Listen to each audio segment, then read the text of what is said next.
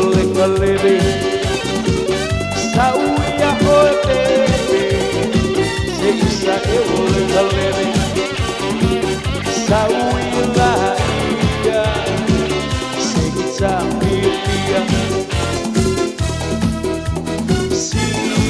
siva maia siva maia mana ia lo tato aso siva solo siva luna malalo awe ata maia ia mana ia lo tato aso ata solo ata luna malalo awe lue maia ia mana ia lo tato aso lue solo lue luna malalo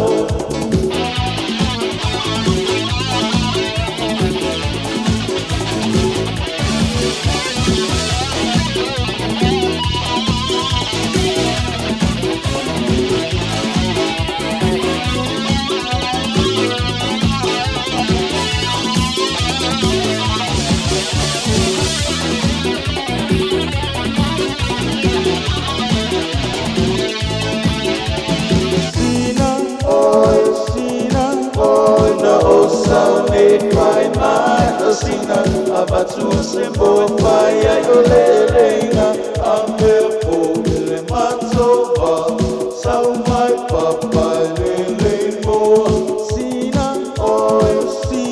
oi na o sau de pai mai sina abatu sembo paya yolelenga ambepo le matova sau mai papa le mo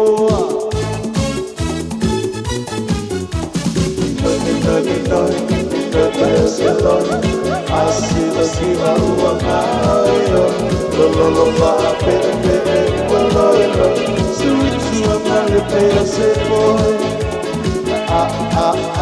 te alena ustra e moto tu alo ofisa esse é mais só malera soia te alfa atsalu perupe awe tani awe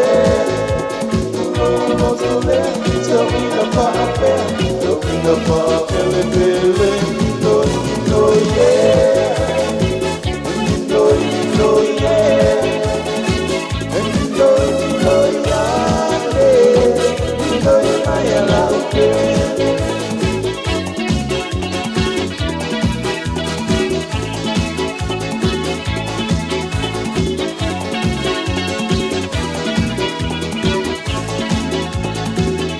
Sululu, olapa.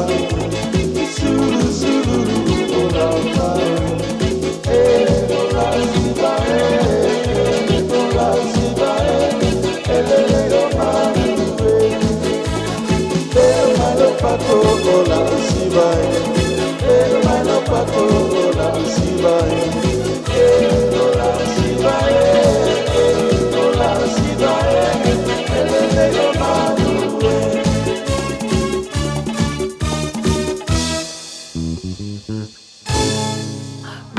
Radio Samoa. تسليمة يبطل Amo.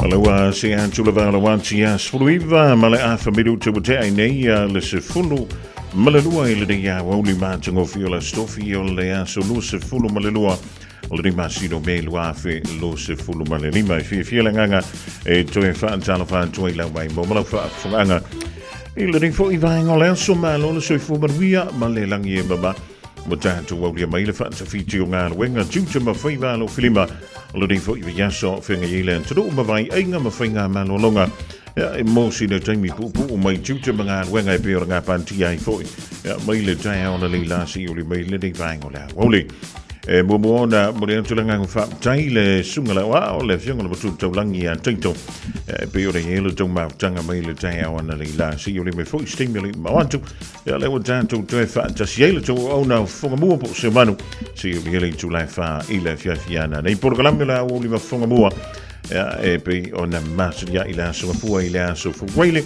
e ma sfuluanga i le wha i le whiawhi e whaatala wha masani e le mawheo na tua au na praia le tua o loo whaafale le manu e so se whanta whain tau ngalawa wale tua malo na whiringalo si e levi ngamara whaatai wa na le se nolo na lofa e le mawhaio na tātou toi pe sila whai po e o manu ai le o po e o mala a whaifo o yeini a inga o loo whitia le au pongi sa o na o le malanga ana marimo leoti e le ngata fo i lea ia o le whenga iei fo i o tamamatina mātua manga se ngase o latino ia pa ia tolona au wha mano lo ia te uto e le ngata i lea makau si kai ia si fo ma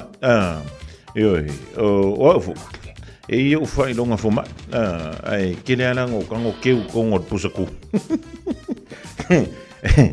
e kene o kango keu kongo pusaku fo le se i longa o fa longa o kause ser kango o fo ma ya o kango kulole a mai o fai longa fa fo mai o va kuloi ba e se me karango mi e se me ki do ya fa mai lo fo mai e fia ka usanga nga e no ki fa fo mai o va kulole ye o fo mai me au pe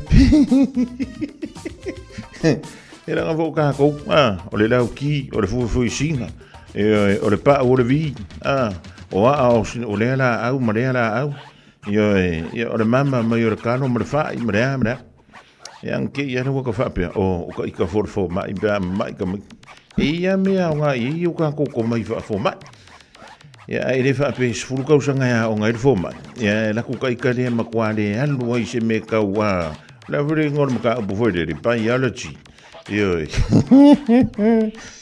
e kau wha o ngā i ei fau kua ngā ri mo tamai tai fo mai ya fa malo tu fo il malo siolo yo malo le fa malo si wa man tena sa le malo o mai o le vai ngola wo le want to masa lunch ye bole na la vai fa le da me o fa mo le tang ma fa le stangata ba wa fa pe fi sko inga la ku malanga lunch fo le inga ile il fa final yang ko wa kwa le fa pe le singa ko ya inga e ke re ilo o a fungi me ko ki ar ko inganga velo kongoranga langa suponga ngala ko mai ngai ki we a fa inga ko mo ya tano si o lo mfeura u dan tu ya na ya lo foi bafana ya onga ole ne ya kwanta lo na lua e pe ona fenga ye mai tanto e langa tu tono risila e fa pe foi ya le la lo la ya to ya ile ni la vola vai tau sole ole e re nganta ole pisi ya ole tele o me tatu tanga ia o me fa le ainga o me fa le mafukanga o me fa le kalesia o me fa la longi io ole sa e dinga po inga fa ye kala o inga fa ye nga kala ia male di ma fo mo e kiri fa ye se kala ia o pe ye ka kon kanga ka su e kala o pe ka kon kanga ka o ngi kusikala o umang fa o mai ingi fa ilonga o mai ona pati yaile e al mamalo le tudo na fona le la le tai o mo ma fa ina o uma tamata inisio la fonga manisio fa mtalanga o lo ilunga ni yo penga ta fa ilanga na fona mo ma fa mo fa pe deli alo fam fo i mai anta o le mele lonto e tumu ile ono sai e wi le la vale da me ono sai le tele le tang ai wanta le fia avea ka ika mako ka uka ika o se tanga te sa mo le divaita ona o le ngana le o te faita o tuai i lunga o meni yo pe au manga lunga o upenga te faila e ele mo le bele vila au te tonu o tātou tino. A e tō anga e whawhanga i mō meo upu matala e tau fau, ma wha le angai le istangata. E na o le pagua na o le mei te fia iai, i le aso, ma le aso. E ke misia loa la le toi ngā yoinga le na. Ia ona mantalo le na e mahi teita. Ua a mantalo na e whaantino ina upu mantala. Le masanga e whaalongo iai. O le meu te whaia tua. Tole. Na au whaampehe le whaampehe ka kōkung. Na au manantu anta i teia. A kako o le loku le asko ngai. Pe kako ke o i le loku le asa. O na maua mei le ina o se upu whaala e au. O se upu e o lai o tātou loto ma o tātou wanganga. Ai pita ia ne le rivaita. Ia, e le whaapito fo i manu i atas. I le atulanga.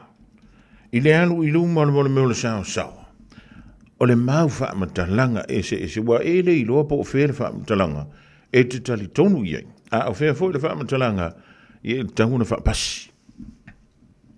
E ui o lo iai i a la fua o mea umalawa o lo tātou whaia. Ai pangalea, o whingo fie, o na mamulu atu le upu mana whaamatalanga. Ona o saula ngona, pe o se musu ngā fo i e sea nganga i a te oi. E te whaia le da upu, ma le nā whaamatalanga. O le mea nā wa uwhai atu, se waka le fia sā mua ringi vai kausole. Nei te o tātou whapea, e ngau kako wale ka ke maramalama ia kako whilawhilofa inga le mele i. O i ele ai whaamurumori. O lai tō he maisi e tunu ia i tātou. Io, o lai whaapea mai ala tōtala, e le leo ke kele ala ko whaamkalanga. A o lo o musu fo i le le tua. Io, o lo whaapea le whainga o dala le whaitua. Isi kako wa ia kuia. A ofu mai ngi la ko ofu papai. E o i le loku. O le makua pe ia e mo. A pepe se mai ngi i le ali, i maleri. E pe ia i se mo. E si kako wha ua kui i whamakaranga ngā le whai mei rungo ekan. Ewe. Si u tātou. Ua makua le i loa e le ali. Le vā ma le tama i tai. Le tua ngane a ngā i le tua whawhine. Sole. Si waka le i loa sole. Ala utala le masani una whai i mātou me whai. Ona o le levo le ia. Ia e kauma wala no rai kiki. Ai mana tua. I isi ala o mea. Mai kakauwhunga ai alu sa iri. Po o whea lau no whanga i te nofoi. Pe a sau whawhai i le tau ai. Ia peke la i kiki la. Pe o whea me ke sawa. A wale bena i tā wale tātou tūmalanganu. O lewa me le tūmalanganu al Samoa. Peke la i kiki. E ke sua whaloa. O longa winga ua yeilo leo e whaari kongio. Ai re whampe fwoi la o kako uma mwhoi mwhai o na whaari le whirangano. A wa ngi la runga lo penga ta whaila.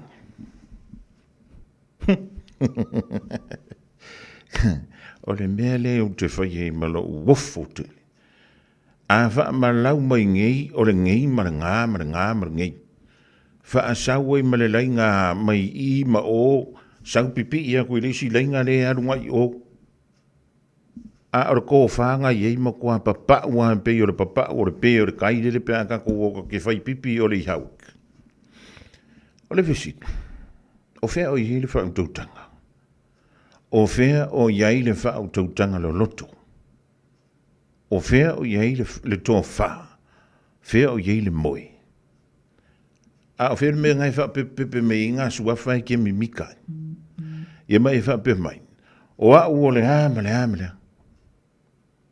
Io. E se kako wha uka iei upu ma wha matalanga. E le nganta o wha matalanga ma upu tusia. A o wha matalanga ma upu wantantu tala noa iei. Le nei vainta. Ia le wakako iei le stofi. Io. A so for reile, tai au pe antantu ori. Wa mantan ta pena le sampati. Ke lo menga le ngolo le menga. Ale mako por kala me mutamuiti. E tu sala. O tele o a fuilele awai e kalesia. O lo tampo ile stona. O le lantona filifilinga. Le levanta puia malentua. Ai a umala la skonga yo la kala vele sa. Ai uma foi le sa, o le ana ukala foi le songa fua. Neo. O le ana sa usi kai dinga ki aru mo i kongo le falsa. O fea o ye o tofinga. O na wa uana e mo ini mai punau i lano mai e fa pe atu. Ia fa o ngā o lau mea fai ngā ruenga. O fa o ngā ina la lo fofonga. Mau tama i lima. E tufantu wa ile upu mana fa matalanga e mawa ye sa mo se to afi mari e ma se file mo. Yo. We ma tu wala tau tonga na sa fai. Ma lau mo i ni pe ya e mo. Va pe i mai. Va pe i mai. Ia lau tala noa na te tala noa. Upu matala. E le ka kaunga o ia. Ia le tatu tala noa. O fea i le vān tāpuia. E le nganto le vān tātouma, o le awa whenka ko pepese i le ari. Ai le kau kere i loa le vān marisi tangatani o utaf. Te o le mea nā leu te whai atu, so ka le fia sā moa ringi vaikai. Mua ka whanonga kolo ka king, e le nga kai ngam pia maniti. Ia e pe waka kau wafu maruru. Ida makau kia o upu ma whaama talanga o loo whetongi ia i solo, whaama utolo a loi, e lunga o mene i o upenga ta whailangi. Ai ale mepi to sili ina u whaanoa noa i me ia ka koke vevesiengi. E le la i ti tau sanga o tangata, le ai ta i mua, i me ia whekongi ia, i lunga o upenga ta whailangi. Eoi. E le la aiti tau sanga o le soifua. O i la tau. O le ta i mua i mene. O le ala se ko wha o ko. I li tupulanga lalo vau. Eoi. E ko ke manga o e kukupu i fofo i whanau. O le mea arekas. O le mea nā le. O le whidanga roa ngā o le ari i le musu i ein tātou. I lea so sa, ma lea sko ngai. Pe o ka ko ngā o singa i ko la, lua i ko la, e pepese i le ri. Ian koe fo i mai fo i lea ka ko fefe mea ma le. Ma lea ri o lala. Ewe, e li te mi mua mua na utala no, ma salo i lea o ki mua mua na ko karango a koe lea mea. Ai, e fai si o ta whanono. Ona, o laifa mai le upu fo i lea ka ko. E a fua mai maunga manu i au nuu. Ioi. O a fua mai langi maungu i maunga ar kemingi. O le ar koi ngā maunga ngā yeioe.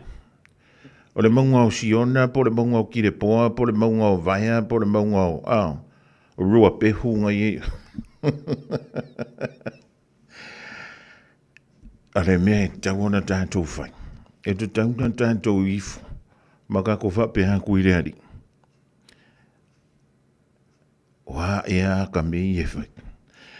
O kau a nge ailo whinga ngalo ia ka me i e whai. A whaiva ua lehe sao antu se whautuanga. I lau whina ngalo maloloto. Ia o lehe tau whai te talo. Ina ia i se taimi ia musu ia i lau whina ngalo mamatu. Mau ke longa lau whinga ngalo. Ua maha fia kele le malu meo ko mai ngā waie. I lau whina ngalo malo ngā waie. Ina ia i se taimi. O whera meo i an tātou. Upu matala e sere matangofi. E li fie i lunga le langona o le tangata. O la wapa ua tu ilalo o le se wha moi moi. O whera meo i le tātou wha malo si au. O lea tātou te toi wha atu lai e lunga. Se tasi ua pa ua tu ilalo. O whera meo i ngā meringi waika. E sa awai. E sa awai le kala. A le sikoi. E whaiangu i le kapaloa o langa wo. Tali. O whai o i a siaua kari i fwoi lele. E mo i a whanong kai le ura warkit. Me kana al koi. Ke loana kwa manga. Wa ai e po a ka po sale o langa mero win. E pe i kai whape ngare mero o i tātou. Ua ngalo i an tātou. E ili me ka o le vanta puia le ka koke me e ai. Ma tātou ne e ai. Ia ma ua kako sosopo. I mea sa le to tau na tanto oi. E ma oi loa koi fo. Ia le to ai ngā tangata i le tangata. Lea na te whaia le upo malatana. Ai le se ma fau fantasia. Po ai le whai kau ye. Ia ono tu wantu foi le ia tanto e whai tau ye. Sole.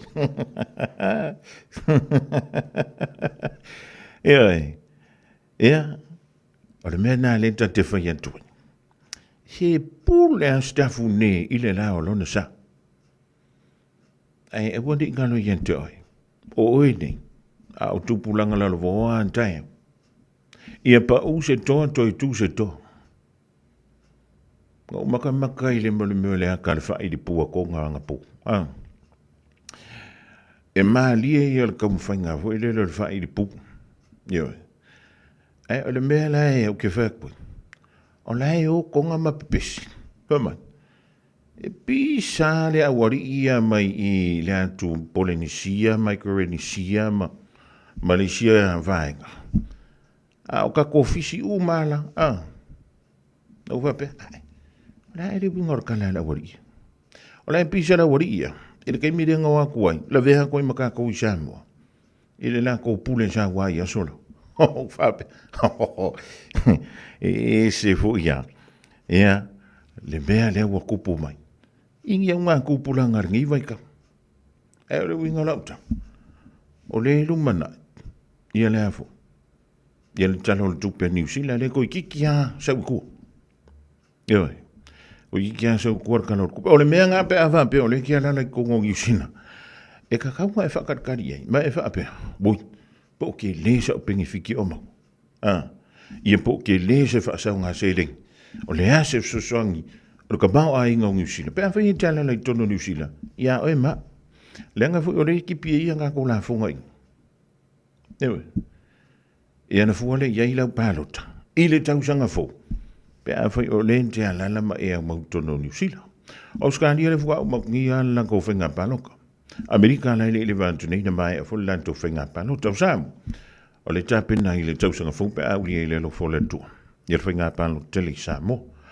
E lanta whita watu fui lele i whaamtalanga o tu mai alo ofisa o whainga pālo tai Samu. O le ka whakakapongire ke le ofisa. Ia me se le ofisa o tu. I mulinu. O le ofisa o whainga pālo tai Samu mo listal. I le tau le vanu le po.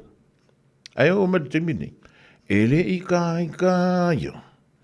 O ngā o aku se 5% Ia pe 5% Le au whai o tangata ua le sitala. Mo le whainga pālo tai le tausanga fo. Ia o le tantere i o tu inisi whainga o le tauteunga. O le tantou whaavahi Samoa. Ia mi se lau tauteunga mai le ofisa o whainga pālota. A wale whaatanga ina leo le pālota atu. Mai e turu i whafo. Ia molo tantou turu ule i Samoa. O lona winga, e te hele ai si maumbea. O le ai tau tā pena pena. A wale anga i antu le lumanai. O te tonu o le tantou turu i Samoa. Ai, ia, a vai, i se whiranga lua vai na se whamatalanga o tu nātu le nei vāngo lau. Ia mārua vei whale lau whiranga. Leanga a whaapea, o nei te whaapea o e o ngai ki sao. Ia, na o se tātā lunga o masefa. Ioi, ia tau tuana. Ia a mata mai maunga le manuia. Ai, wala a maka mai maunga le whaale kong. Ia wai ia le ka ko fam le tanto mwanga na fuile. E ia ye faaliri. E ia fo ye mai tau. Ia e fo ile fam talanga. Ile te le o lo tangata le nawe ye le vai tau. Ai poangi vi inga mangi mamanu o le ka ko ke vevesi le nei la rola. En kasi ale e ana le vi inga male mamanu. Lea e tata. Ona tātou tau sino i ausia. Ia wa o lea wangi mea uma. E o ngangi wale i se fonga bua pere i seu. Lea so ngaonga. Na pa ore mea. Ia tau ngapa i tutonu o lolo toi fale. Eo he. Va ai po whape i mai lolo toi fale. Po o malo losi le whanau. Po o lava le mea ai. Po o maua o fuma whanawhana. Po o lava la tu tō ting. Pe o e vai fo mai pe a mama. A whai tangi mai sa moa. A whai lava lau whaaso. E ona. E ui kia apa kiriku. I kia ue a whai. O lele i au i le masino Junior le nei tausang. Por kalame, le nei vai ngola woli le radio Samoa, a oli mafunga mo. E ngau singa mea fui lele ka ki anku yo ka. Ka ko kala ngongi me ka ke fia. E ue ka ke karkara ngoa. E me alwe lungan mo le me police ana mafau mara koko maura.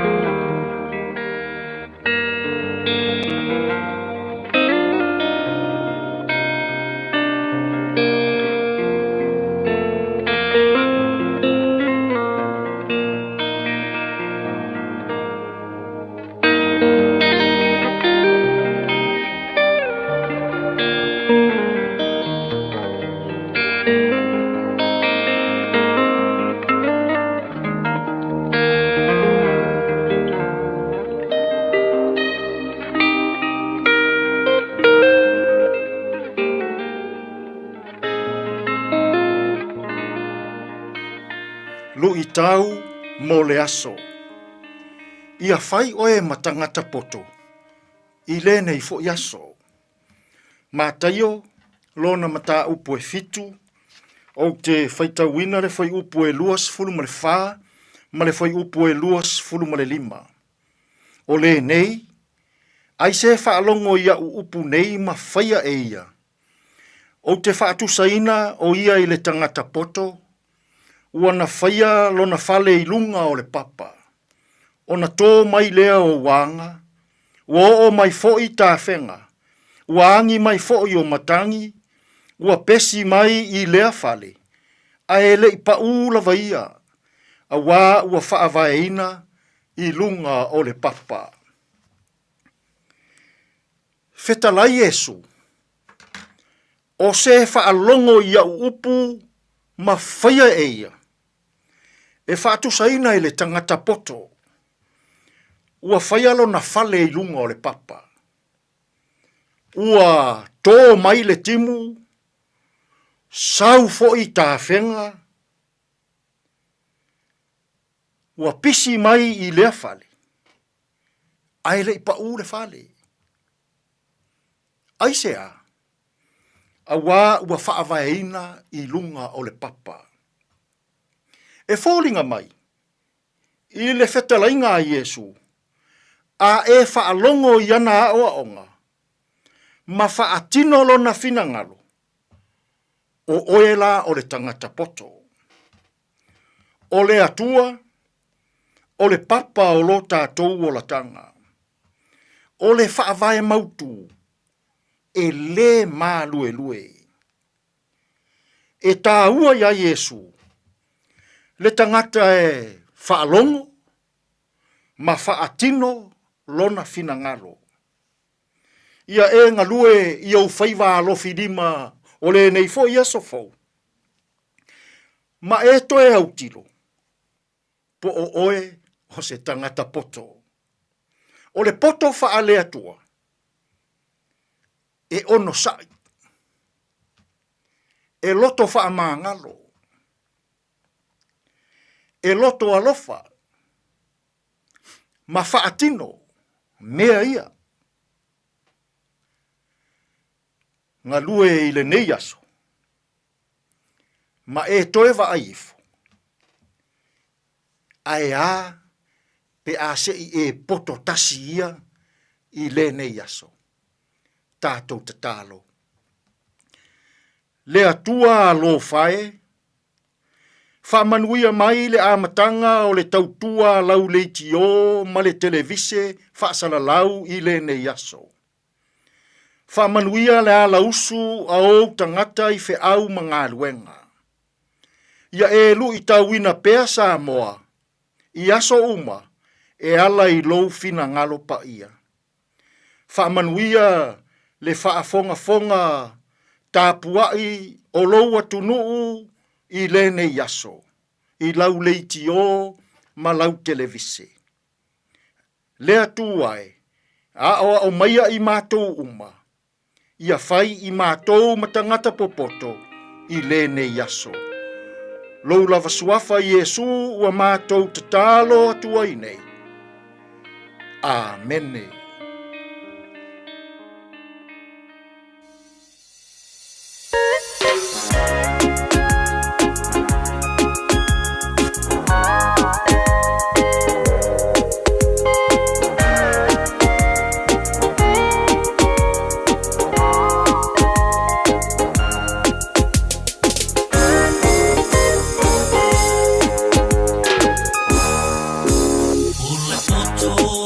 It's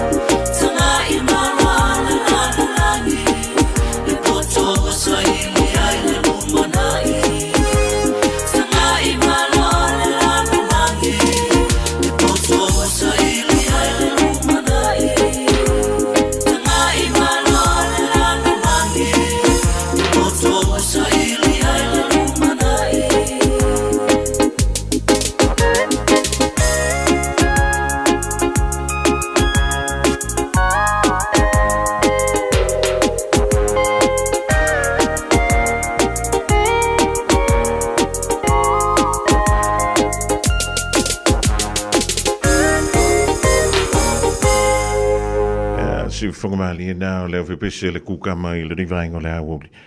Ma le whantunga o le poto, tawalunga antui le polakalamina o le fo I lui tang mo le aso. Le ring fo I aso tofi, o leo toi 5 minuta na tāleo le tula tasi tāle tasi. Au nātu leo nisi leo tātou wha au nātu tātou tala I vai whanua. Me la le mawapea o mi fo I le ngā pasa wei. Ia koe fo I mere pasa wei o le mokua pasa o whare mere wei e polka. Ia e te pole. Tāling tulain tasi o le whafunga le tumitai pole fionga ia leo e li. Aisha hutu mo an tātou telefone ngana sa mo. Ia o na so on toile ma le tātou whaantal tanonga o le rivainga o le aso I le tātou whaantal tanonga. O lea ua sauni mai. Ma lea fo. Ma le tātou au fusu. O le asosi lea a le Samoa Independent Boxing e pe ona wha lawi lo mai foi. E nisi o lantou wha moe moe. E pe on te pena atua I se tasi o tamlusanga. O la wha pe lea ona wha tono wina I Samoa. O leu te tamuna tua. Na sauno le fionga ia tavui. Mikaele le misio. O iana o le Preston e foi o le tātou asosi le I Samoa. O lea e tamu whai atu. Ina iau while ta alonga o fusuanga. I le tamu sanga lo limpeka I le tausanga I lua a whilua van. Ia o lea nau tamu na tua le vaenga le da. Ia mo lo ma si la fia. E se I whaakele se mako kan. Pe a mai atu tātu telefo. O le nei fo I a woli. O le wa toi minuta na tale o le tula etas.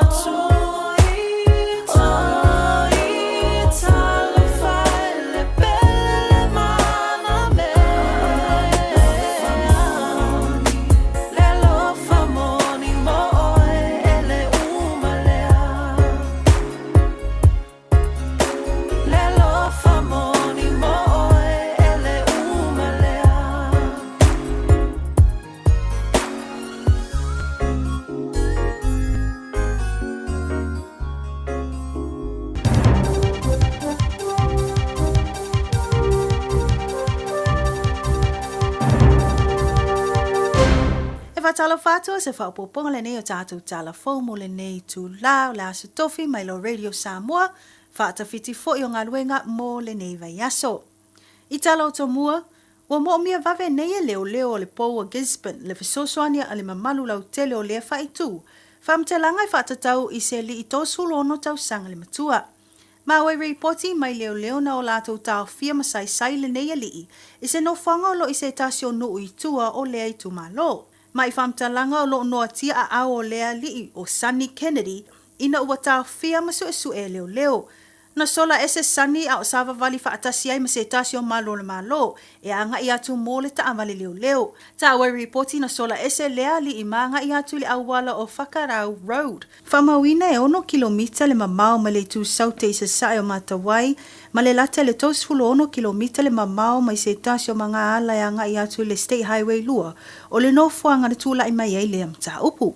Mai ripoti a leo lo la e ina e Sunny Kennedy se ofu alunga o le huri pa auli toitoia lanu uli, ma se ofu vae tai lanu pae. Mai whaatulanga ina i le ngangana Peritania o le dark coloured hoodie and light coloured trousers, ma se e vae wata o sneakers. O lo masalo mia na sola Sunny ma nga i atu i totono se tasio vau matua e lata ane. Ua whaalia popolenga o le taitai leo asiasi o le whaitua taira fiti ia Inspector Sunny Malaulau. I le saonga le mu o le o loo a whianamta upu. Ma o le ala foi lea ua talusanga inai le mamalu o le atunu o loo a lalam papa au i le whaitu. Mo se fiso swani. I so o se whaamta langa e winga le li i a Sunny. Po o se tasi o loo sila fia pe iloa foi le itu ua o atu iai le neia li i. Ua whamaunia mai nei la a fia ai o se tasio tamaititi a onga, mai se tasio a onga i nui tua o Canterbury. Na whaanati o na o ane leo masui o fiso swani mua le whale mai le paramedics i le a onga o Oxford Area School. Ina ua maua e sui o le a onga le whaatino ai e se isi tamaititi a onga o le sori ngatu la fono, o le wha o manua i leo lo a fia. Pe tusa lea ma le tātonu lavo le itu la e lua i laua uli o le asululu o le neiva yaso. Na avatu le tamaititi wa a fia i le whale mai i ka laistete, ma e maua i whamtalanga, e le iai i se tūlanga ti ngā ina. Ma o lo talia nei la se whamtalanga ma le Oxford Area School, e tu sai ma lea whaalawe. Mai tala i tālonga, e le i atoa le luas fulwhai tū la, tālona tu inato tātou reporti. I le whaalia ai o popolenga o le whaalaputonga o le Brain Injury Support Group, i le amata whaatautai ai o le tālonga le Run It Straight i Aukilani nei. Ai maua ni tala whaanonoa i le awhia ai o ni a li i se to alua, i le whaatinonga o le tālonga i le awhiawhio le asululu. Mai reporti a le One News e whai lava sina matau tio o le matau pule na tūla i mai, a o whaatautai ai le tālonga i le Auckland's Trust Arena i le pō an pō. Whamauina o e o lo tā ua le reporti e whaapea na whai lava sina o le taimina wheto ai ai o la ao i le whaatinonga o le tālonga. Whamauina i le taimina wheto ai ai la ua na tau whai matapongia uma i lungo o le malai. O le tasi o li ina pa uma matapongia na wa ai ai lo le oso lo na mai po seizures. A o le isi na tōng whitia lava o ia ma mawhaio na tū i lunga ma taita i tū o le malai. Tā ua e silia ma le toa awhi tangata na ngā e moli mawina le tālonga. Toa valua li ina resitala e au wai e whaatautu i tino ina ia manumalo le lua se fulu awhi tala New Zealand.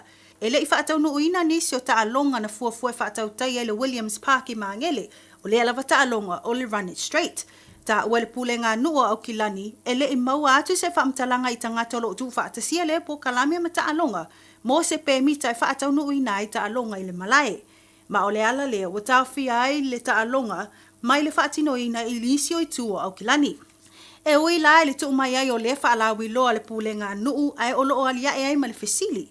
Po le pēmita sa o le mafua anga o le tawhi ai o le nei taalonga. Po ua vaai ma tilo le pulenga nuu le Auckland Council i awhianga o le nei taalonga i le soifua maloloina o le tangata. Ma itala muli ua whaamaonia mai le mawai e se tasio tangata taalo o taalonga o petipetinga o le manu malo e se fulfitu tesi ma le 2 miliona o le taalonga o le loto i le pō na pō. Ma ua na whaatawina le pepa loto a le ua whaamaonia ina i le whale o loa o le New World Whitby i Porirua. Mana tā ua e le sui le New World Whitby le longo ina ato i lātou. O le lātou la, le na whaatau ina ato i le pepa loto na panmalo i le sei. O lo tālia nei la e le whale o loa le New World Whitby i Porirua, le o atu o le ua whaamanueina i le se fulufitu tesima le 2 miliona. O tātou telefona mo le nei tū la whaaftai whaafonga mai, tō whaasoifua. Radio Samoa. Tasilima Ibatolu Amo Radio Samoa. Tasilima Ibatolu Amo.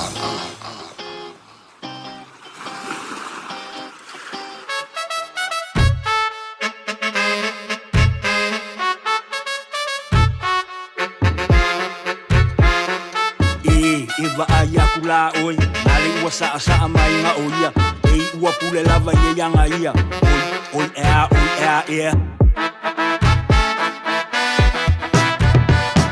Saula ia Siva mai se yo ufa a fiestia Umai Unga luenga Pa a tau pati Oso pelue lue mai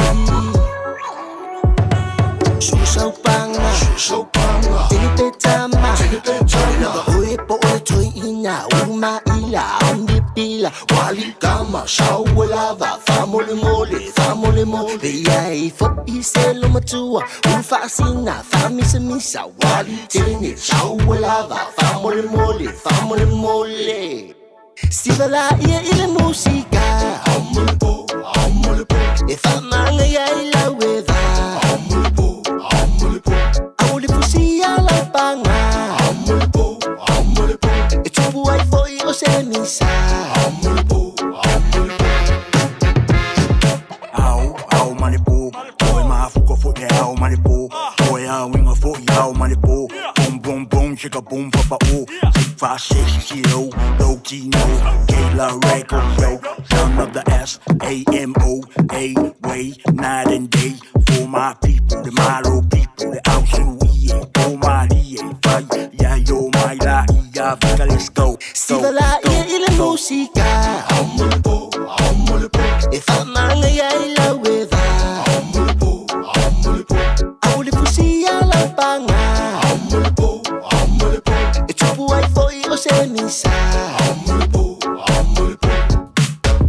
Ia i fo i se fafa finge Vai masoa, faso pomoa Wali kama, shaua lava Famole Pe ia i fo i se fai lele Fai sana sete, falai pankeke Wali sunga, shaua lava E fai lau kama Siva la ia ile musika E famanga ia ila weva Aule fusia la panga E tupu ai foi o se misa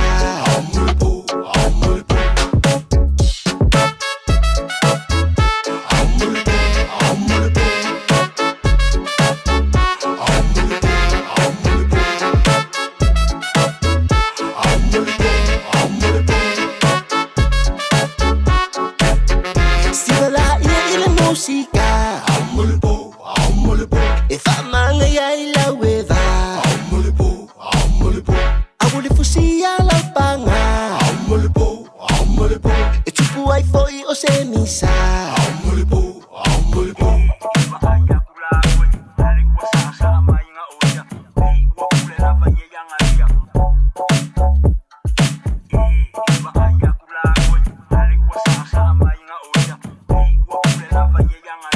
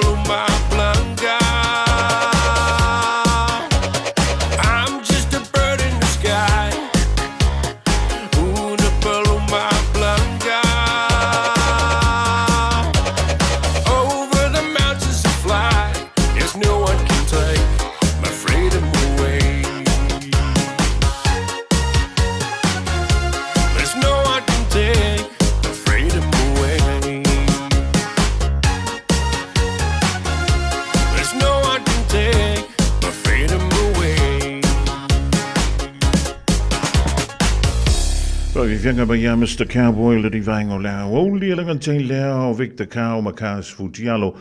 E vai o tui fo tātou polokalame whaanga solo le nei fo I vainga o lea. Oli. E molo timida ie whiwhio le wai ia umalo ia utonu mai lau fiso le Radio Samo. E wa fo le whaalau no ina o nisi o wha moe moe o lo luma nei.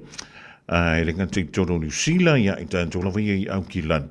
Ia e whape fo I nisi fo fuanga e malanga tui Samoa a wān tāpenanga I pia o na saunia. Ia e le whaala putonga o le New Zealand Samoa boxing. Ia e pia o na tapena tuai mo le Independent Boxing Samoa Incorporation. E ile lantu tamasanga e whaia le aso lus fa maleono le masino Juni a nga ile aso lus e fulu malevalu. Ile tātou ofisa nei. O le ufatasi mai le sunga le rifa ia onga ia Dominic Matapula fa pefoi ea le antole ia Miracle Key ma le sunga ia Joel Yoelu ea o nisi ni sui o le aufuso Samoa mai New Zealand nei o le a whaia masui ea o lo tātou turu I New Zealand I Samoa ea whaatano whantua ia le sunga le rifa ia onga Dominic ma lo soi fua ma langi ma ma lo soi fua tai lava mo lava no. Ja, van Tjalova te voor je sunga ja Miracle van before je sunga ja Joe Tjalova Joe ma Miracle Tjalova. Now, I'm pretty sure people are asking, what boxing are you guys talking about? We haven't heard any boxing lately. So, take it away, Coach. What are we talking about? What's happening and what's coming up? Yep, whaftai lava mo lava no. Ia o le au fusole nei o mātou lewa. Ma piti nei New Zealand, e oe represent New Zealand. I oi Samoa, I kufa akasi ma kutuna ma le au fuso Samoa, ma Australia. E su e eile le tamaitisi po le alo ni New Zealand e avea le au a Samoa le Commonwealth ma le Olimpika. Avea le au fuso Samoa le Commonwealth ma le Olimpika. Ja. Le le. O le whaalapo tonga leo le Independent Samoa Boxing, Yes, correct. Le le.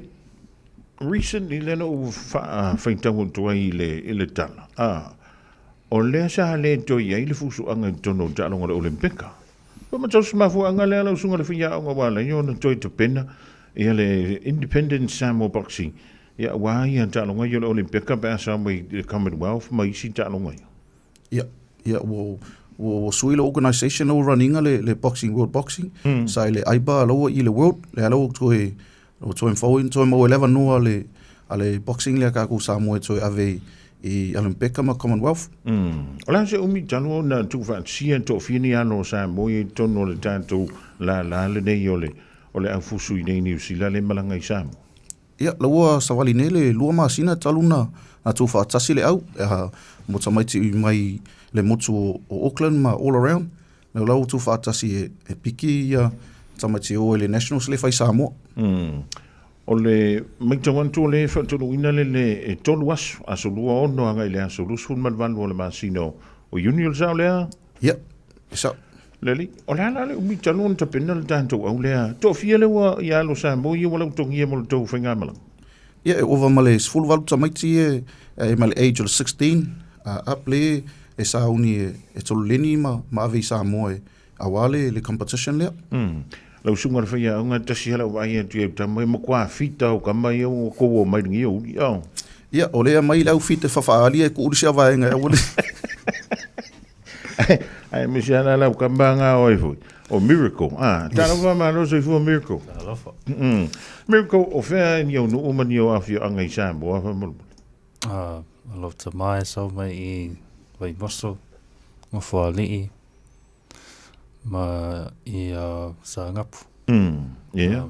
Loti nai so mai I le pā ma talangi whalea lili. O le town makua. Ngai le I whaki e anau po I ngai aru kuwari. Ia, le le malo. O le ale division le te fusu oi Miracle. Ia, lo ke fusu I le super heavyweight. Le le. O ai se tama fusu Samoa e te patau la I e fia vea o e maleta ngata I le lumana. Joseph Parker. Why Joseph Parker? Because I know he's done so much for country and not only Samoa but New Zealand and I'd love to do the same in the future and be on the big stage and represent our country. Very and, good. Also my family. And Have you had the chance to meet Joseph in person? yeah, quite a few times. Yeah. So what's his advice on boxing? Just train hard, stay focused, and just eat the right food. And I know that's quite hard for us Pacific Islanders, but yeah. Yeah. When was the last time you had a ulupua? It's been a while, so I've been pretty consistent with eating, so it's been pretty good. All right. Well, all the best, Miracle, and thank you for sharing with us. We also have Mr. Joel Yoel. Joel Fiodosan. Oh, sorry. How old are you? I'm 15. 15. Yeah. Wow. So you are fighting in what? The under 17? Yeah, under 70 kgs. What made you decide that you want to become a boxer? I just love the sport. When I first came to the sport, Yeah. first I wanted just to be stronger than my brother, my siblings. So you wanted to give your brothers a But then- hiding. Yeah. So, Yep.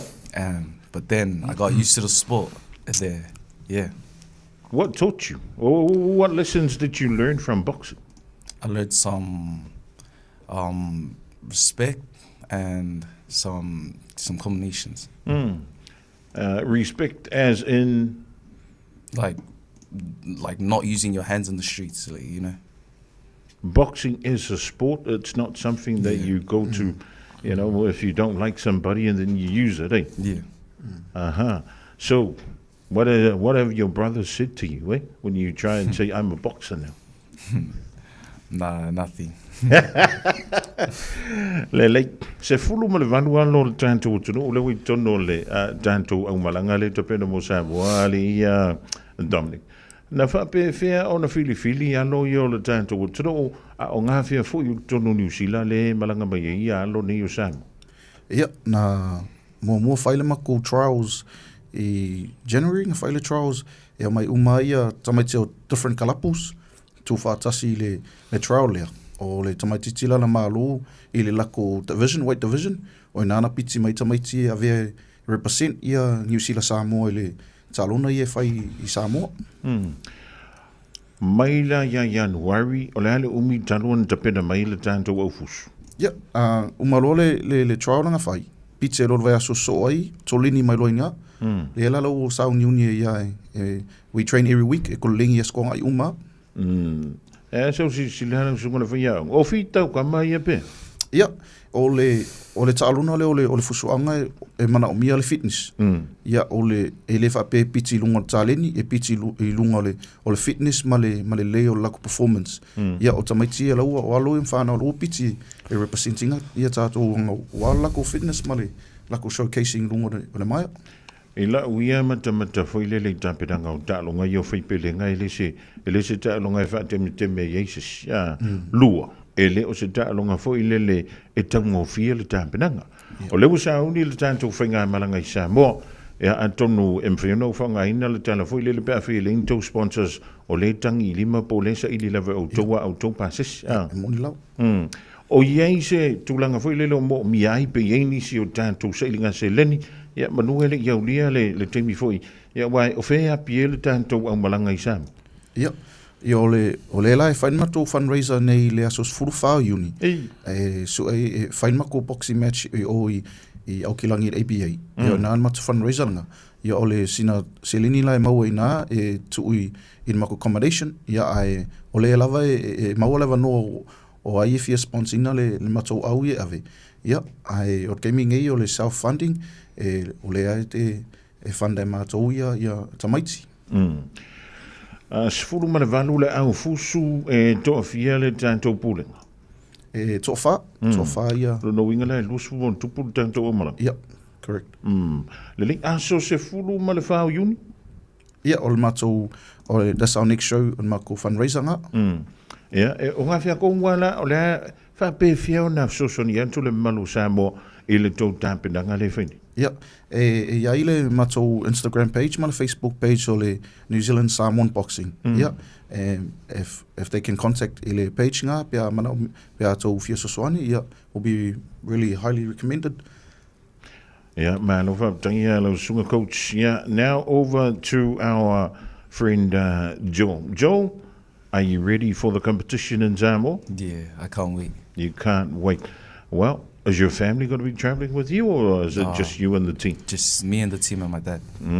All right. What has your dad said to you? He said, to come back with the win. Mm-hmm. And yeah, go all out. Go hard, huh? Yeah, go hard. All the best, Joel, and thank you for being with us today. Miracle, any final words? What have your parents said to you? Yeah, just like everyone else, do it for myself. Put God first, and everything else will fall into place. And that's something that I've always believed in.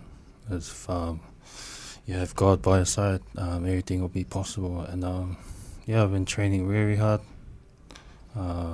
Probably the best camp I've had so far within the 10 years of boxing there. And yeah, it's been hard, but been good. It pays off, eh? Yep. It really pays off. So you can look at the pig head, but, smell it and look at the taro. Yep. Just wait till you get the real food when you get to Samoa. Yep. All right. Yeah, lau sunga leli whea. Aunga Dominic, o le asa saunga muli muli. Ia ma se wha amalu si au fui mo le tampo inga Samoa a inga wo me masan. Ia, mo mua whawhatai e tamaralani, ia, mo nei a tamaiti o piti a vera e represent ka ko New Zealand Samoa. Yeah, all we ask for is just your support. Yeah. Other than that, thank you so much. Man, o whautai o le rawa mai mo mai le tātou. Tino o le sunga le whea, onga po stasi o whea, onga o le tātou. O fusu o le New Zealand Samoan boxing team o le ole amalanga atu i Samoa. I le whaai ui unga o le Masino Ioni, ia wale ta milusanga o le asa ili eni o tātou sui mo talonga o le Commonwealth. I le tausanga fau e whaialei o i Glasgow isi ko Tilani. O le sunga lili whiaonga ia Dominic Matapula o le tari ia Joel Yoelu ia pefo ia le sunga ia Miracle ki ia maru ia teleli le whaanga tamai Samoa ia maru ia fo le wha moe le asasfun ma le whao iuni ia ai tātou toi whilo i pia.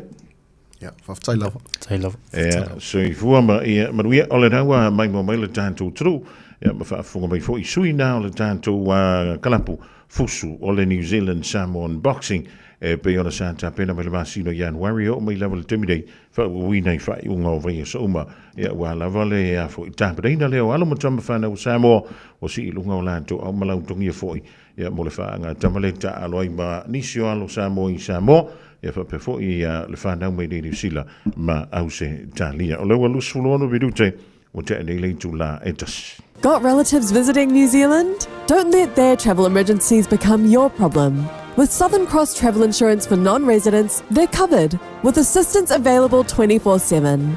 Get a quote now at scti.co.nz. Hey, au ona ia vea oe pe o isi tangata e manatu maa i le wha iti ngā. Ele na o le inu le vaiti polo na seki ai lea.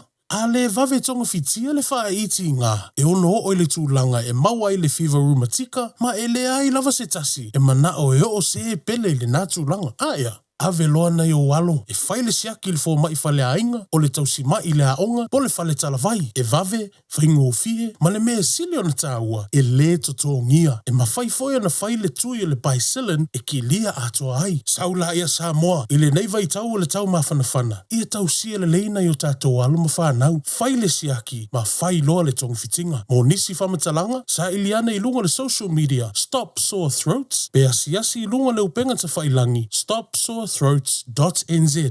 Talofa Samoa, o Atesh Narayan, o le Licensed Immigration Advisor mo le Auckland South Immigration Consultants. E visosoani mo so se tu ai ngā visa e malanga mai New Zealand po Australia. Telefoni mai nei loa i le o valu o tasi o no valu wha fitulua. Po le olua tasi o no valu fitulua tolu o. Radio Samoa. Taslima iwa tolu. Ama.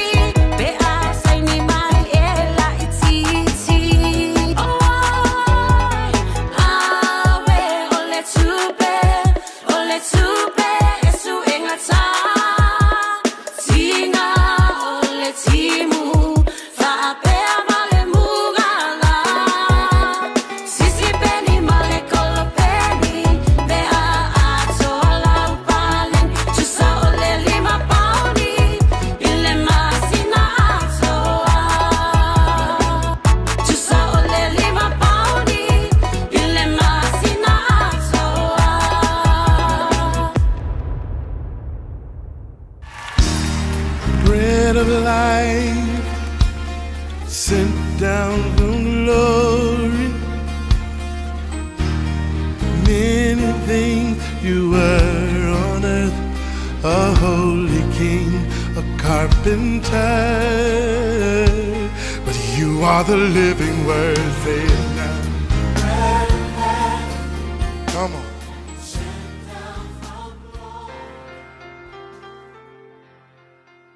Au te whawhiloa il tātou atunu, mai il tātou polkalame o le a reto leola mo oe ia i le neifo yaso, a lo lava le soifua manuia.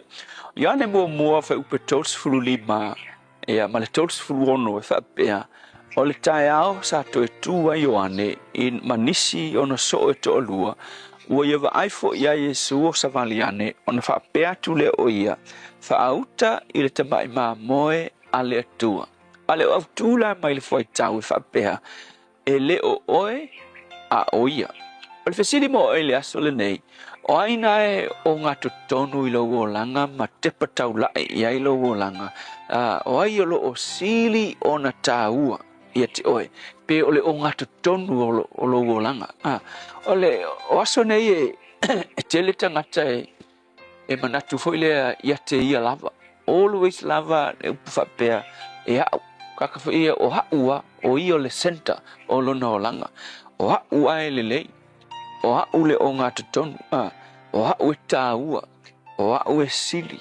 O hau e mamalu. O hau e maualunga. O hau e kaungangofo le pou lea. O hau a anga le ai au. A le ai au o ki pokonga lea. A le ai au a le se wingo me ia kangaka e whai. Olwe se ai umai fonga e te pataula i lava o ia. O ia me uma. Para ema ai tala le ia Ioane. Ioane le papatiso. O Ioane le papatiso.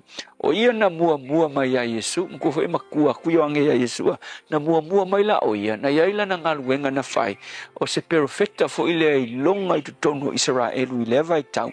Walau i loa Ioane. E iai o na so. Kele anga students. O tangata na muli e te pe fo o so o Yesu le nga fai muli ane. E lau i loa la na ngaluenga. Fe maitala tuspa ia. Ua o uma iai iu teia atoa. So se mela unga Ioane. Kumu iai tangata. Ala unga ma. Laila unga Ioane o isawa ila songe. Uma iai tangata. Laila unga ngi kuai fale alili. Uma iai tangata o le tunu. Kai whape ngale la wiloa. O Ioane na la wiloa ai. Aki rola mem ka ukia ia Ioane. Ina ua wa ai Ioane ia Yesu le sitai au. Vai mai le tutu monga so. Kuala e ionga so o ie. Pe ka fo ie. Muli ia Ioane o students o Ioane. Pinka me kia onga. Ina ua aila Ioane ia Yesu. Fai mailo Ioane. Upule sa ta une. Faauta ile tamai maa moe a le atua. O la langa fai Ioane. Ele i fai ngisi nga fai ionga so. Lea fai mai. Ua fai ifo ionga so. Fai mai loa ua fai asingo Ioane o na so ia Yesu. Fai taula fai upu tots furu dua le lalo i fole. Fai upule na fai tau ina ne. Fai mai. Ua fai alongo o na so e to alua i le upu o Ioane. O na la muli le ia Yesu. Inga ua iloa e so o Ioane. Sole. Ele o Ioane eri i le mesia li. Ele kako kama le au ku. O Yesu la le o le mesia la. Fai mai. O na tuua lea e o na so o Ioane. Ai ua o ia Yesu. Anga o ngisi o kato. E ke le ma fai ngai ka ngofa asingo ia ngi o so o isi rapi po isi fai a ngofa pe siri aku fai a ngala le ia te. O ia. E ka fiofia ko makia au. Ka va po I kere ka makia au. Awaso e vaila ia Ioane. Mai Ioane. Ele wa il manatu o students ma so o Ioane. o yo ange lo po le mesia le wa le ua langa le folanga yo ange ke bile tala ingol malo le tua mangakula so o yo ane pe ya yo ange le mesia ka ko muli ya ke ya o ka ko makai le ai ke ya fe ma yo ange no ele o Yesu bai o lo ye fe mai o Yesu o yo ane ai o tu ua ya yo ane so le upo la le mo o le so nge o ai le nai te pataula ia lo wo langa o oe po o Yesu o e fasino tangata ia Yesu pe o e fasingo tangata ia ki o e lav wale lei ke le upu wale lei lau la unga wa te le lo poko o pe o oea ai wale ai se Yesu fa ai ai on ia pe o e fasingo foi tangata i lau e kalesia i singa ka be o lau e kalesia yo i foi tangata wa fasino tangata ia la ko fai au o mako kama le ai se fai au mo winga lau kama ai va ai Ioane ele oia afe mai Yesu mai Ioane ele oau a oia so mo oi foi la ngei fa sino tangata ileli ai le uma ele aso ma o oia ai le fa sino tangata ileli o Yesu fa tai lo fa ngai no mato bolanga ia fai mato te fa sino tangata ia te oi ai le o mato ia o Yesu amen.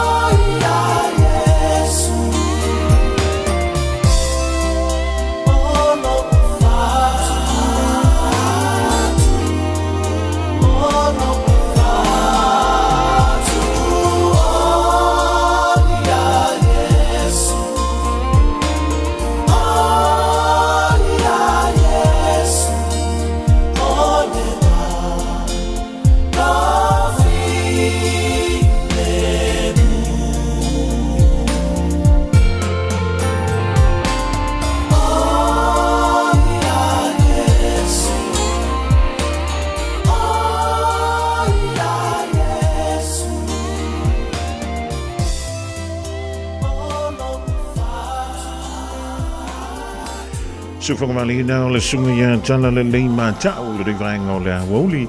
Ma le pese ua whaingo ina wha mai tātou te o ia Yesu. Le ia masisi e maua mai eise wha amalo longa le ngantailea o se tali o mana onga. Le o nei. Ia masano po na ni po dai au po le vaia so fo po le masina fo. Ia po le tausanga fo fo.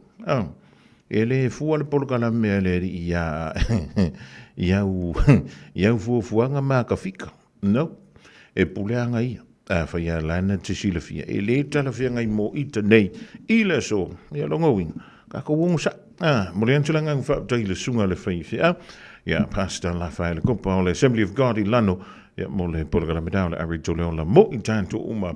Le nei ia woti. A waka ko ke whapia I fongsi o a umea uma. Anga lea ia. O lau tamana tua pea ma le luawa ia stalo I no whaia I fo le talana. Ioi. Anga le ua o sia mea, anga lea ia. Ioi, anga lea ia. Ioi, anga lea ia. Wele le mea uma. A lewa toi sifulu ma le fitu mi ruto ntana o ling tulai lua. Ia tuli tau mai ntana tu telefon. E toi au dan tu ling tulai lua. Le nei whaafunga ye ling tulai tasi mai le fionga. Ia, leulua ia li Aisha Hooch. Talo fa Samoa. Wa ule nei o kasfuti alu. A wale suia le ngila ura ule kio. A eva mai ina se fulu lima iwa kolu. Radio Samoa. Vevela E mo antu nisi ne o tātou whaalinga ma whaasitilanga o le utonu mai lo fisi o le Radio Samoa le ia stofi. E wala vlonga puili ia I o lo taupa ia ma lo o tau mabalu inisi mea lo tupu. E marisi mea le atu tupu e le ngantai le rive yaso. E al whai unga o le rifo I masina. E mo antu an tātou tala e pe o le iai. E le tusi o le afoi. O le vau fili e ma le tusi fo I o le songa. E pe ona lau si la fiai ia e whale polo tō whinga o lo tātou o tro. A ringa lo sa lo minga o le tusi o le songa, whaatasi e mas e lo minga o le vau filifini. Mawai whale pengo sa moi sifu tutuila mamrua. O nisi o tala tu o Samoa o la ngā upu o le matafa I le matai. I le whinga o whale wanawe pe o whai po I ponga, maliu le o si o singa o ainga, fe sila whainga o Paulo o si whaalo alo, whaalangingo e kālesia ma le tele o le ngangana o whaalo alonga. E na o le fitu se fulu tala le tau. Na o le official Radio Samoa le tolu pan, tolu ona Hobel Avenue Markau e mauan tuai ia sau lo minga.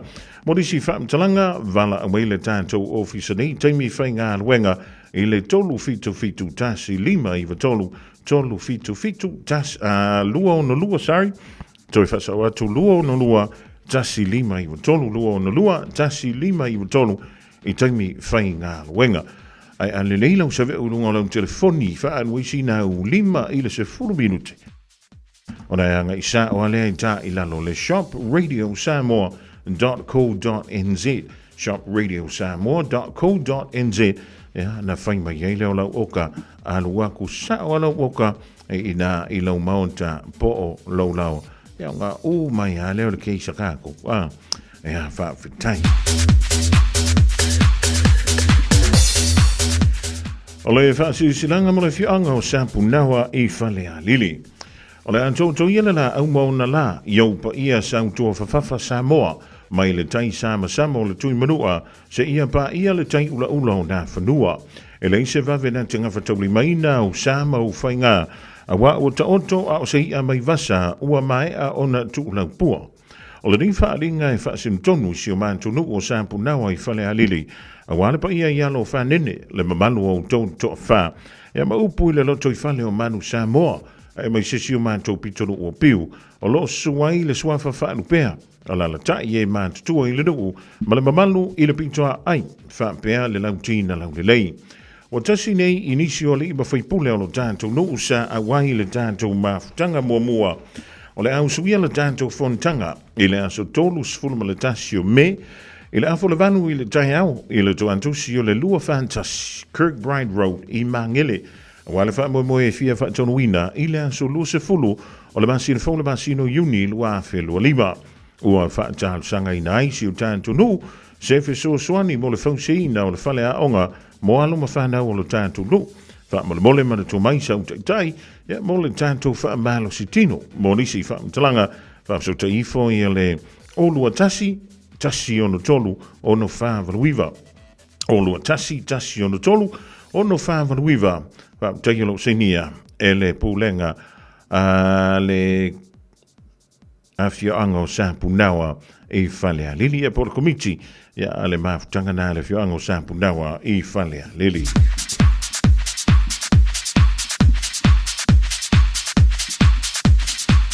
O le whaalinga mo le mafutanga a le whioanga o whangawhau.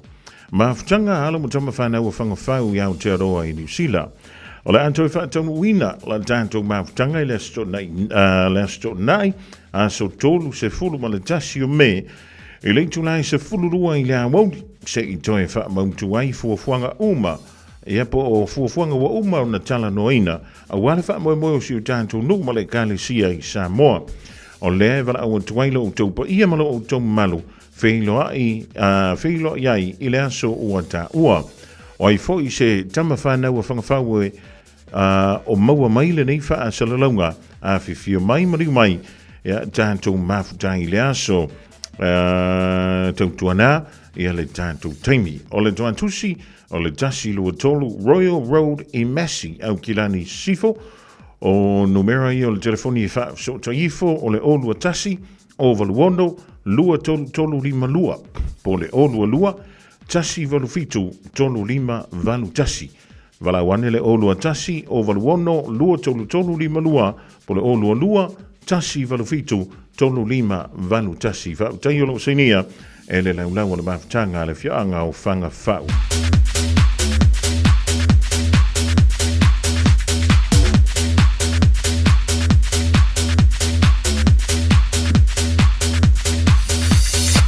Male tātou whaalinga monumuli leo taunu wahi le rifo i vaenga le awoli. Suli uma o peito maleifi mataia ali pupu. O le antou toia le tila lua ma le tila fono o le vaa na susufi i si uvao o le manua le sanga lala. Ai i le ava malimi ngawe vala au wha aloalo antuai. I suli uma o peito maleifi mataia ali pupu. O loa fia mo papa au yo o tou i tulangi.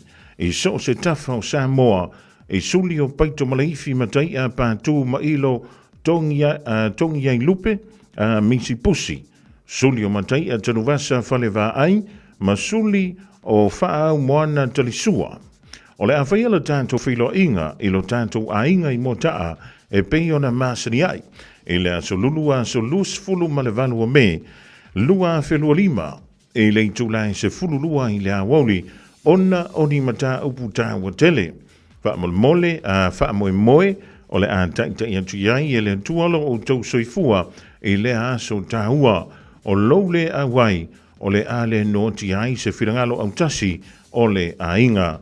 Whaataiolo senia e suli o paito maleifi matai a pātū mailo tongia i lupe misipusi, paito maleifi a inga ui le lea, paito maleifi Romney, leulua i ali i whaapale la vea, Fale a whanga AR Hawaii, le malu, le mala, ma e ao ainu, iwa.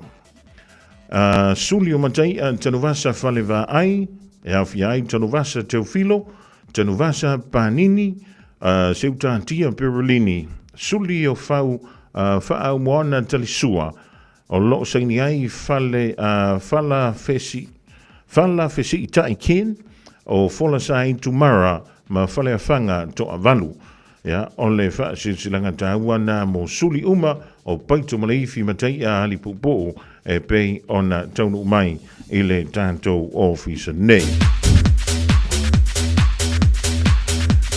o le wafia to iwa mi duton tale o le tula e lua ile rifo i vaenga o le awuli le to mi fu stemio na topena le o mantua ya ma uta avale piki mai le fana wa onga le tu wa yo onga ile nei ya so tofi 24 hours a day 7 days a week Radio Samoa streaming live on www.radiosamoa.co.nz.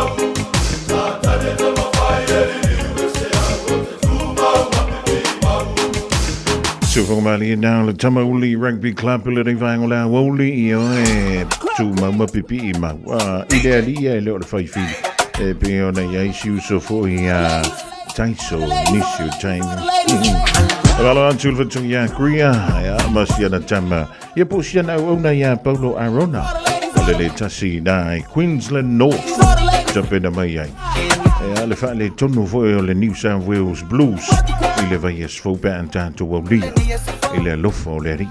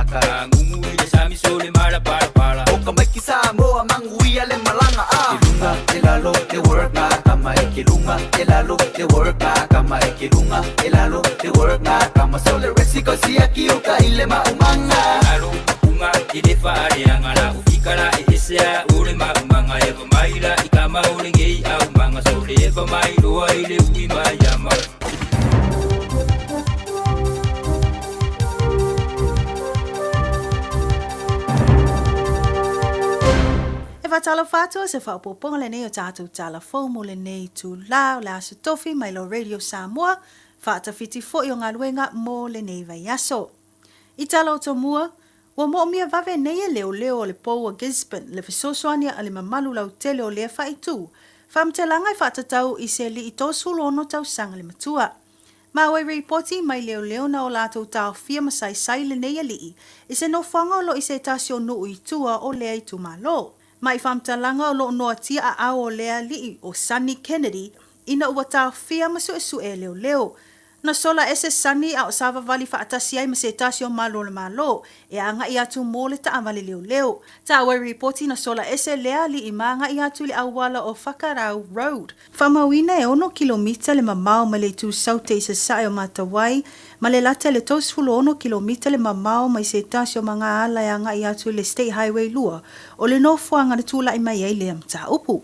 Mai ripoti a leo lo la e ina e Sunny Kennedy se ofua lunga o le huri pa auli toitoia lanu uli.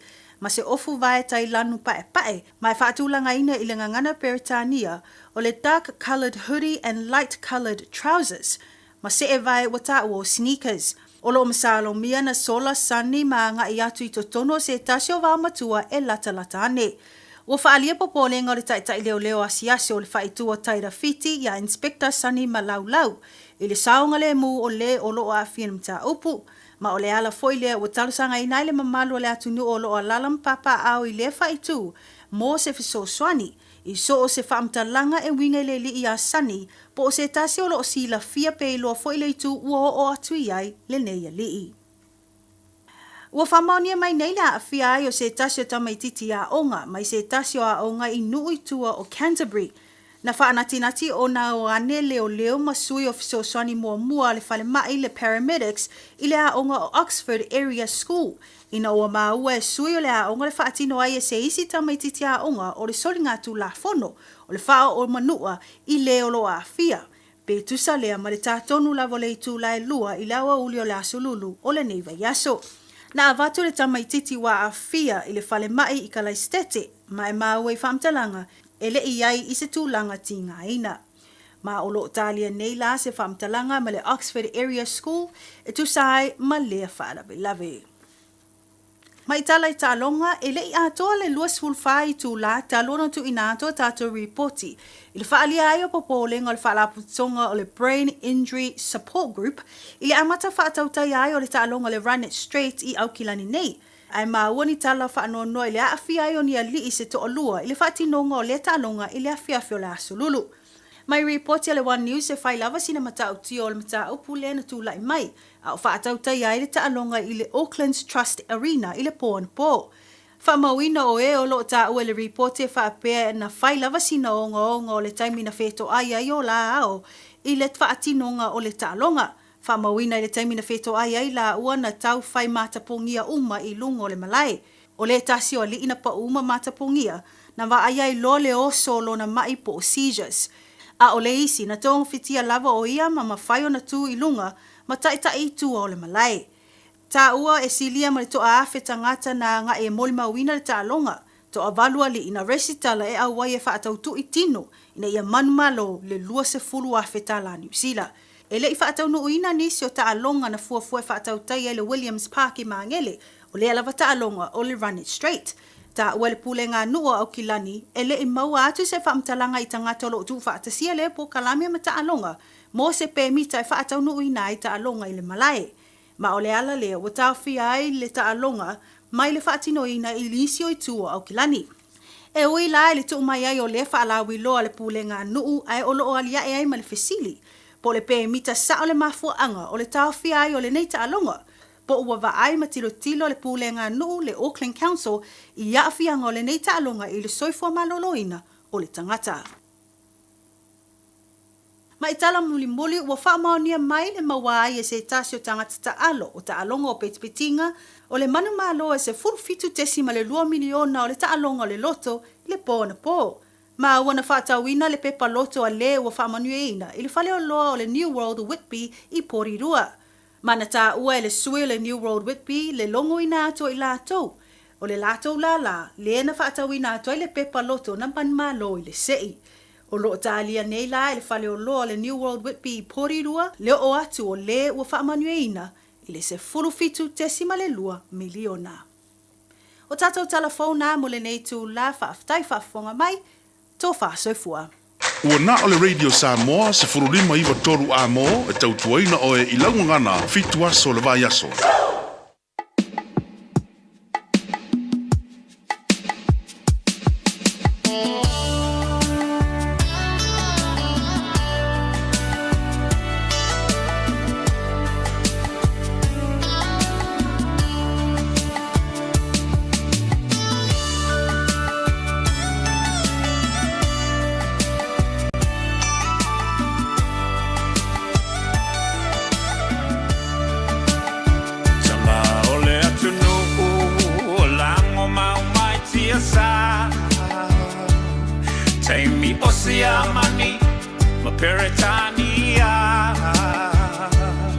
Luma e maesa ili malo o Samoa ia sa olo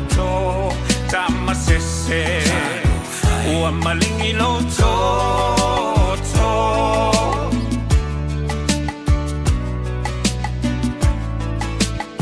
Naitina ole mau ua aula uina ilau Le tau loto te tele ele ai o se fefe E au solo le pongi sa I le vao e sa ili o tama E momoli Nai alato tau mawhatanga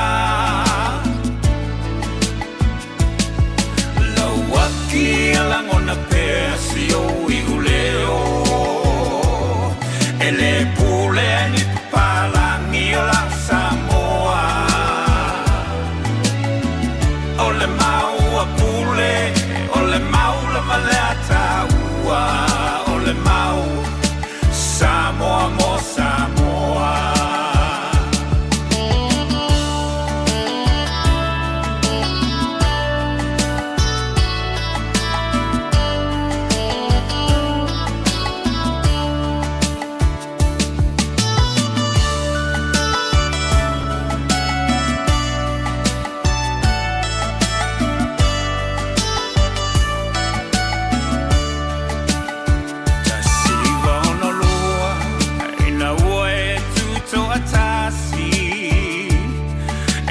Toe pule o e ni palangi Tu maupe mamatala Nei whapongi sa o mata Seiva ai le whakolone Na lava e whai Tu la fono uma Mai malo au whatasi Se o ai a inga Na fai e papalangi E tele lava I na fetena I Matatu manga masani Samoa Laua manu Ua taule loa Laua ki alangona pesi o iuleo Ele pule ni papalangi o la Samoa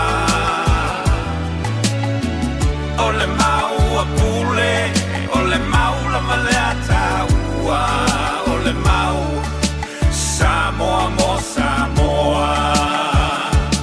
Ele mawhai e vai na tenei a le alofa. Ele mawhai, ele mawhai, ele mawhai.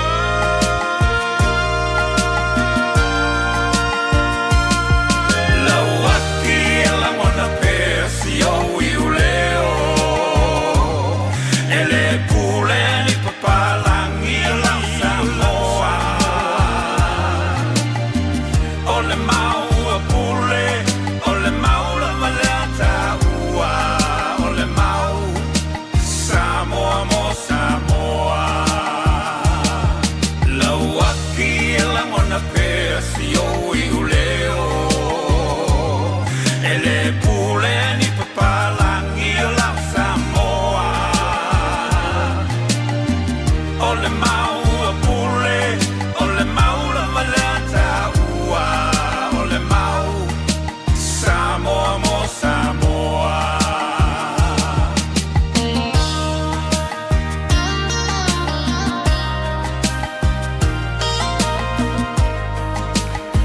Sufomani na Reverend Fa'a Lafi Tele Falefantu e Nari le Divango la Woli la Waki la Ngota Bea ya si u leo o la le si u leo la Waki ya tanto fo yeni mele ling mo sa mo ile nga iluma au te tu le fianga ya leo lo yeli ya isha hu mo tanto telefo we pe ona sa e fa fonga tu ye Iling tula lua mo tu se si ona fa bo ponga iling tula e tasi ile o li anta ba tanto o li le lo famla nga le yo le tu te bring yo lo fa tasi mel sunga ya print o le to tomla udanga le casa beats and appliances yona la lua o tu ya mai da e Henderson telephone print o mo yo Ta lo fala wa uso man via fa feta uso wa mai oi very cold Malulu tele te what to know li prince How's Casa Bits? What's keeping you warm? What's hot? And what's cracking? Of course, brother. So, brother, first of all, what's keeping us hot? It's the sunshine. So we have a lot of sunshine here, and a lot of charming customers we're getting here, from Samoa. And so they are keeping us warm. They're bringing some heat from Samoa. And that's awesome. Hey, send them our ways when you can, huh? All right, course, Prince. Brother. Well, let's hear it. What's happening? What's the first hot special for today? Of course, brother. First of all, thank you, for giving me the time on the show and presenting my specials. So I'll start with my first Villa special for this week on radio. So we have always a hot special. We have a phone special, which is very popular on Radio Samoa. So we have got the Samsung and the iPhone, the hot ones. So iPhone 16, the latest one, and the Samsung S25. So the price, the weekly payment, is only $17 per week. $17 per week, and you can get any of the phone, whether Samsung or the iPhone, the latest one, and we can program you the Samoan to Sipaya Bible on the phone. So you have to request us, and we can do that for you for free. And when you mention Radio Samoa, you'll also get the Mea Alofa as well. That's right. Ole na ua whaafunga jela tātou tunu ule riwanga lea. Wauli ole whaapito mua. Ole riwa yaso mai Prince Malakasa bid. So lo iai le telefoni ala tamaya lea. Ole iPhone 16. Whiriwhiri oe le iPhone 16 po le Samsung S25. En nou, se volle vitu tala ele vea, so volle vitu tala ele vea, so en whaio ne mawai se telefoni e lua, en whaio de tu iai. Ja, male polkala me nao le tuspa ia ile ngangana sa moe te whaita wai, a le ole whale ia po ole whale sa fo. Whailo i ene whafonga le reia whaapitoa i le reia wauli, ja, polo rei fo i yaso i le Radio Samoa na mawafua antoilea o lau mea lofa mai Prince Malakasa Beds and Appliances. Whaapitolo na lua, Prince? Yep, second special, brother. It's a combo, amazing deal for the customers. We have customized the deal. So customers who are looking for a brand new lounge suite and the dining suite. So we have combo this deal in one price, and that price is amazing. So we have got a 6-seater lounge suite, which is a fabric or leather. You can get it, and different customized styles we can do in fabric for you. And it's a no for Tolu, no for Lua, no for Tasi. So different colors we can do for the customers, so they can come and see us and we can help them. And plus, the combo also comes with the 7-piece dining suite. So 7-piece means like the dining table and the 6 chairs. But if you want more chairs, like 8 chairs, 10 chairs, we also have that option in store. So we can help you with everything. So this combo is only for $29 per week. Lua Iwatala Waiyaso, and don't forget your Mea Alofa, your surprise gift from Casa when you come and shop with us. Malofa tai Prince of Tolo na Lua. Ole we le meja ole lounge and dining combo. Lo winga Lua loai tu fa sia te mawai ile fa to lo na Lua. Lo we le tanto fabric lounge suite ia pole seti no folea o le tua ingola fabric mole potu malo lo tali ia malo finga so ai o lo yel no fo to tolu tanga te fiai o le no fo to lu tanga te fiai ia male no fo na vai lo mole to ina pole lo matua tele lanu ese ma faiona fili mai e langa te lo ye male tanto lau ai ma ona no fo ono e mawhaifoi o na maua atu. Ia le laulau ai e ofi i tanga te toa valu. Pe toa se fut na paula mewhai. O le sili le sunga ia Prince pe o maua. Ia se laulau nai toa valu tanga te ofi ai. Pe toa se fulu foi. E le tuwhan singa na o le lus fulu iwa tala i le vea. So lua iwa tala i le vea. So i te mawai. Ia le laulau ai ma le seti no fua ono. A to ai na ma le seti no fua mole potu mano lo. Whailo i ene whaafonga Radio Samoa maua antu ai. Ia malau mea lo whaau popo mai a Prince. Lona tolu, Prince? Yeah, tolu whapito also. That's the 75-inch smart TV. So now you have got a brand new lounge suite. You also need a brand new TV to watch. So we have got a 75-inch, a big screen, smart TV, Atamai TV. It's a 4K ultra high definition, awesome picture quality, which the TV already have the inbuilt Freeview, Wi-Fi, Netflix, YouTube. So already have the installed apps there. Plus you can download more because it's the Smart TV. So we have got this 75-inch TV, and the price is only $26 per week. Luau Nutala, Waiaso, and we are also giving a karaoke Bluetooth speaker with the mic free with this TV when you buy it from Casa Beds and Appliances. Fantastic. Prince Sullivan, Tolo Wheel Tanto TV. Ole Smart TV, ole Joang, ole Sony will live. Na whaangai na le tōtelo tanganta I le lanolangi an toa fitu lima I nisi lo na lautele e o la I le free view o la winga I tele toi mo mia le whaapopo ye o sisi mea le paua le me I o la le internet I lo monta po lau lawa o na o la I le ama le Netflix, YouTube, Facebook ma isi mau mea uma e mwhai o na wha o ngaina I lunga o penga ta wha I langi e mwhai o na whai ta wailau tuspa I lunga polokalame e pe o na yele polokalame le Radio Samoa. E na o le lusfulu ono tāla le pimeni le vaiaso, lua ono tāla le vaiaso, e te mawai lau TV na matoktia. Fitu lima inisi lo na lau tele. Whai lo i ene e whaafonga le Radio Samoa e mo fuan tuai, ma lau karaoke Bluetooth speaker, e a wafo iau pespesenga e mawai tuai malona microphone. Pa wale mene te wa longo foi, e o tua oi, e le noise control le over, o le whaale tonu o lo si ufofonga. O le whaapatolo na whaaprints? Yep, thank you. So the last, but not the least for this week, it's the Moenga bed special. So we have got. So we have. It's a king size bed, New Zealand made Sleepwell king size bed with a Sleepwell firm mattress, or we can also upgrade you to a pillow top mattress for this week's special. So it's a king size base and the mattress, so brand new you are getting, and comes with the tall boy, because if you need something to put your clothes and all, so you can get this one as well. So it comes in all the sizes, everything. So the price which I'm going to mention is for the king size bed and the tall boy. The price is only $13 per week. Sifulu Tolu Tala Waiaso, and that's a special price for the Radio Samoa for this deal for this week only. That's right, Prince. How can the people get a hold of these specials, and how can they contact you? Of course, brother. Just a note here that we also do social welfare codes for the household items, so you can come and get the codes as well. So our contact details, so we have stores in Auckland and in Otahuhu. The address is Fa Fikufa Great South Road, Otahuhu, which is near the KFC Kentucky, and you can come to us. And in Henderson, it's 379 Great North Road, Henderson, which is across to the BNZ Bank, and the parking is available at the back of the store as well.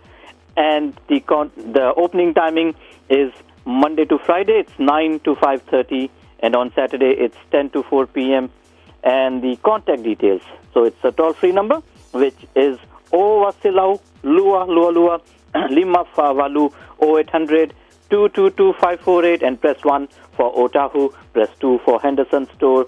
And you can also contact us on our Facebook pages and watch all the videos and all the photos for the products which we have there.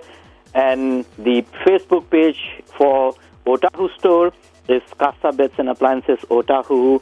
That's for the South Auckland customers, and for the West Auckland customers is Casa Beds and Appliances Henderson. Thank you very much, Prince. I'll wrap it up for you in Samoan. Have a lovely Thursday, and we'll catch you again next week, huh? Yeah, thank you so much, Uso. Yeah, whawhetai tele lava, tō whāsoifua Samoa, sekia Samoa. So if we have a sunga ya Prince o le tautomana o nangana ala Casa Beds and Appliances, o le whapatoa muli po le whapatoa lona wha, o le wai mo le tau o le moenga, o le Sleepwell king size bed, o longa winga ka avere aku yo, ka avere mai e lima wheo nei pau I lalo se I whangana hai o e te moe fiti. E aloa tu fantasi ma le me ka o le whamalu o le tu ainga o le Sleepwell firm mattress, a tu ainga le pusa tu o le tu ainga o le tall boy. Na o le sfuru tolu tāla I le viaso e te mawai e ale tātou moenga na Sleepwell king size bed ma le Sleepwell firm mattress ma le pusa tu o le tu ainga o le tall boy. Morisi whaamtalanga talanga a fione dai le fafi to fa Great South Road o tau e au tawhanio le KFC po le tolu fitu iwa Great North Road i Henderson e tala maila sanga fue le asrele iwa i le afo le lima i le fiafi e ma le se fulu le astona ianga i le fa i le fiafi morisi fa talanga vala wane le ovalu se lau lua lima fa valu ovalu se lau lua lima fa valu e wa lava i el sa ilinga o niau o loa fa a tō tonga ai i alo mauta po lo lawa mai le tau tōmana unanga nā le Casa Beds and Appliances. All I hear is Radio Samoa, Radio Samoa, Radio Samoa. Tasilima iwa tolu amo. Radio Samoa, tasilima iwa tolu amo.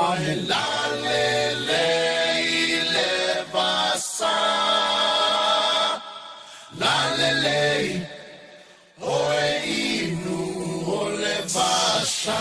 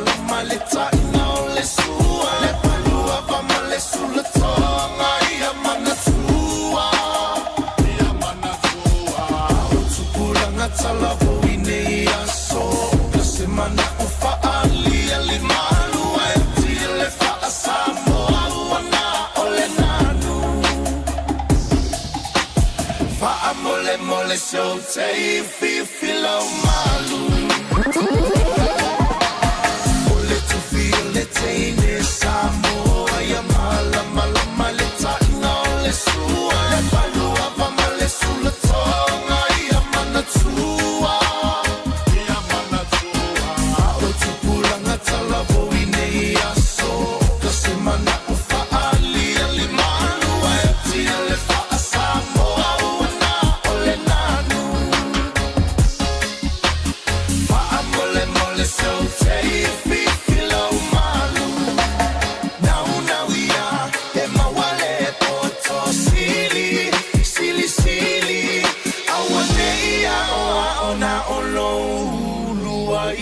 Silly, silly low lots.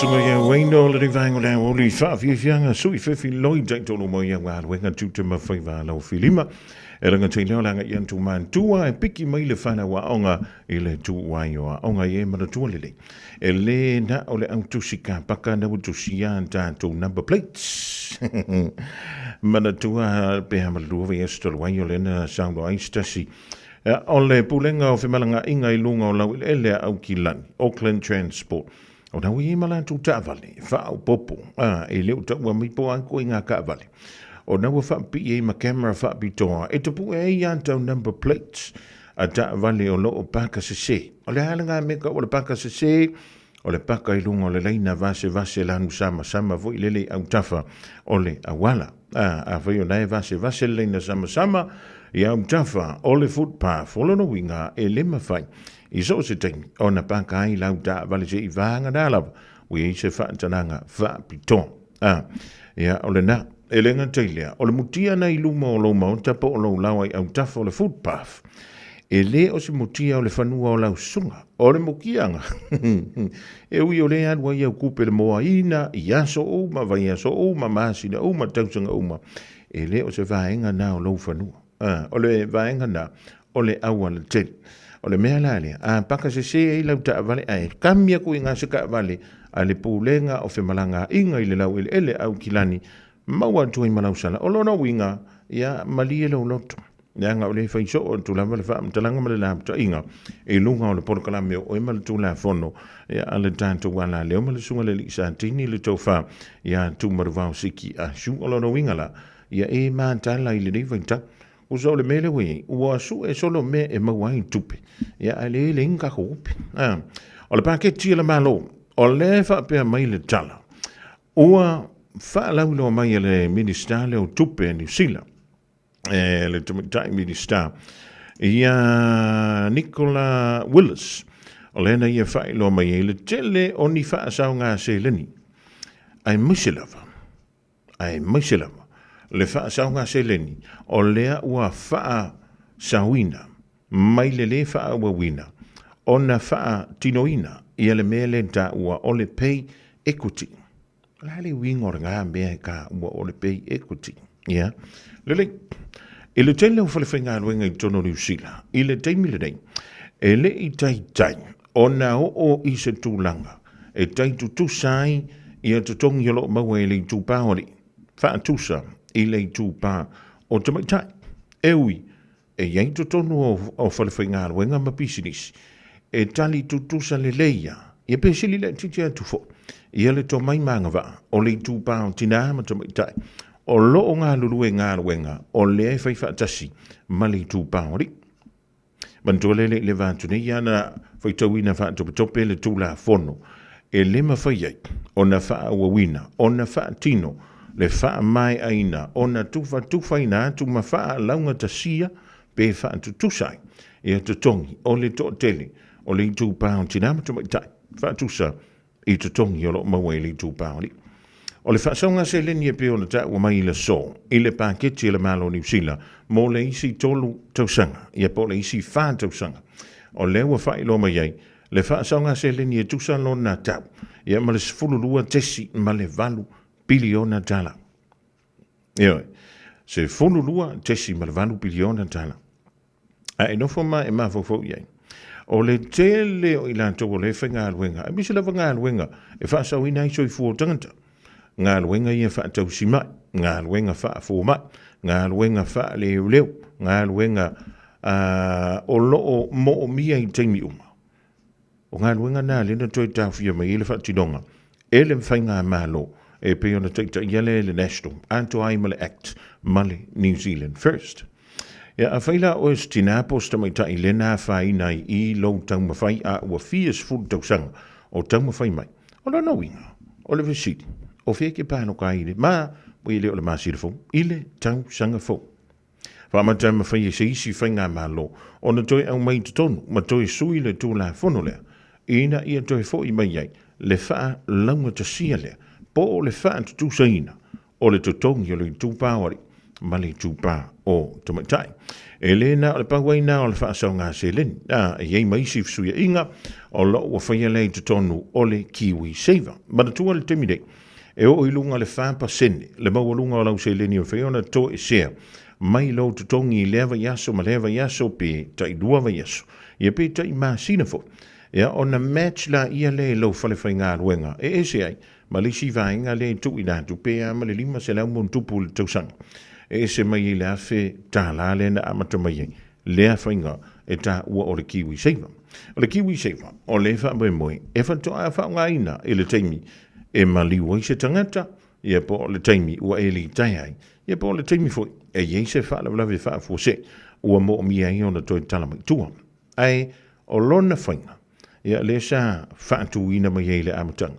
Ina ia e li taia a o lai iei se selen. E mawhai ona tātou lai. Pea ma le ono masina. Pe varu masina talua. Ia le fuina sawa i tua le so enga e wha pe mai. O le kingo i kupe kaunga e ngofo ma oe pea e li taia. E leila lo i fo le miliona tala. Ia e ise se o ka ko ngai keu fa polo sanga biliona tala e le tele o mau fa la lave ma le kele o me o lo ka ko pisi ai ngai ia le tal si o na yeni au a se tai o van tu ma le miliona tala ia lo na tau ia e mai si va ngai e da o tax break for productivity boosting assets lo no winga fa sa lo se le ni mo le au fai pi sidisi. New 12-month prescriptions coming next year. Alona winga, o le a maua le meka o le se fululua masina, mo fuala au ma le fale talavai, e wha sa wai a tātou se len, e reo i se kala o wha pia mai ai e whai fua. O le Super Gold Card, rates, rebates to benefit, alona winga o le a maua le soso animo, ila tau e silia ma le ono se fuluono afi. I to tonu o ni usina. Ia o se kain, ia nga kako aku le se breakdown. Po ai a me karangoa mai ele vaenga lea. Working for families, o le awa pele o na sitia. Ia ai lele. Ia be anga ko woe au ili po lea. Pe fia ka la. O le a mawai lea a inga ma lea a inga. I lea vayaso, ma lea fo i vayaso po lea lua vayaso. A nga i leisi lua vayaso. O me ia vapea, se a wha upu moingi, koe a pa umelang, ai a ona wha tino, e makua misi a ko ale mea ka o le manuia, ia po o se wha silinga se leni, ia wanta tau ia le a wa o le wha soa a. O lima minutu te nele a wha ole lua, so ta inga, masa mo stimilo toi mautalia le tanto polkalame, le fianga ya lilo ma yava mai na vai, fianga ya le antro. Ma ngā luenga tūtu ma whaiva no whilima o le nei awo.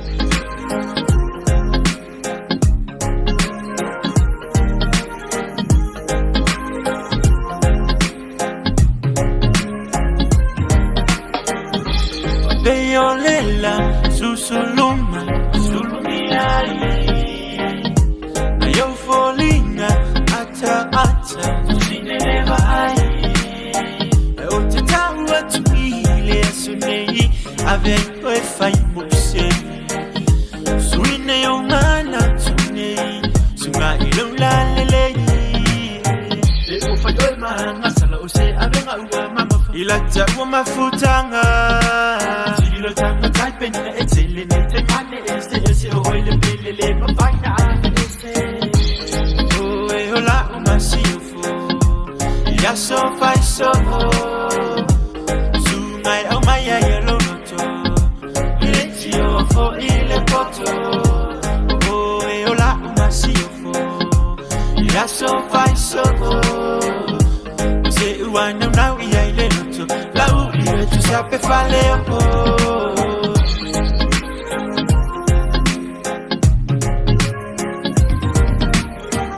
Miliona fetu, Zulu ese, Asilava o ile bele.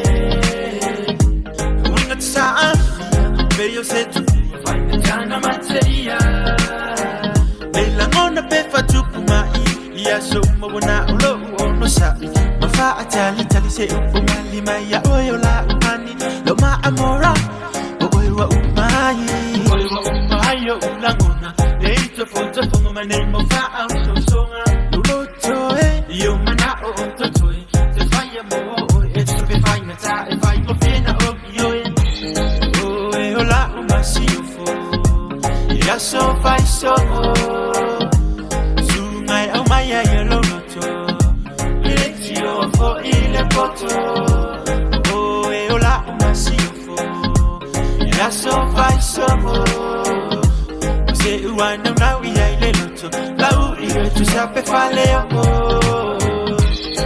lo masiofo lo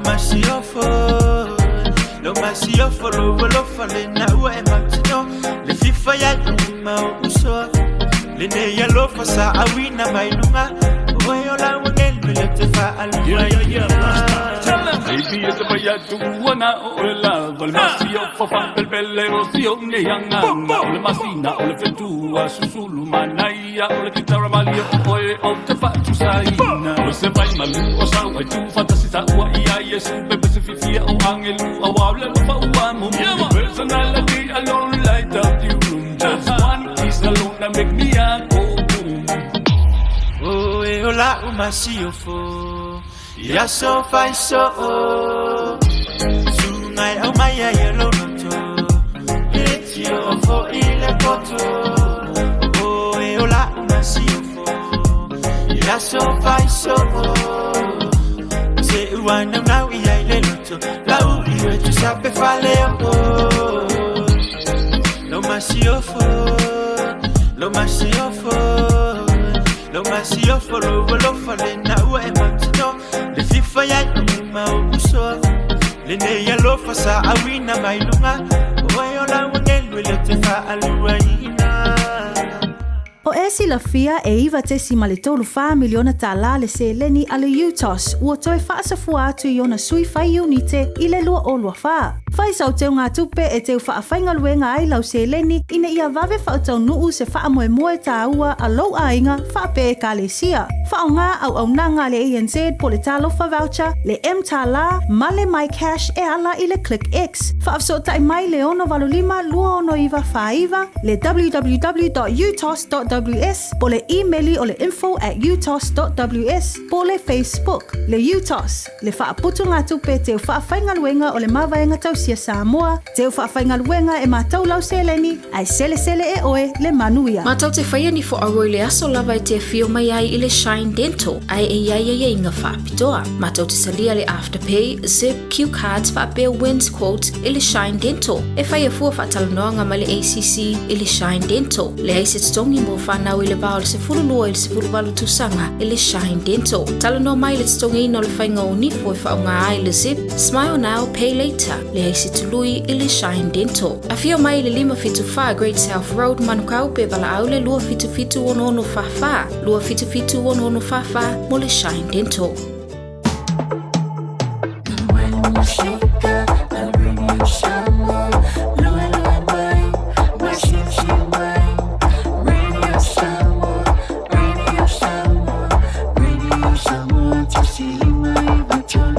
Radio Samoa.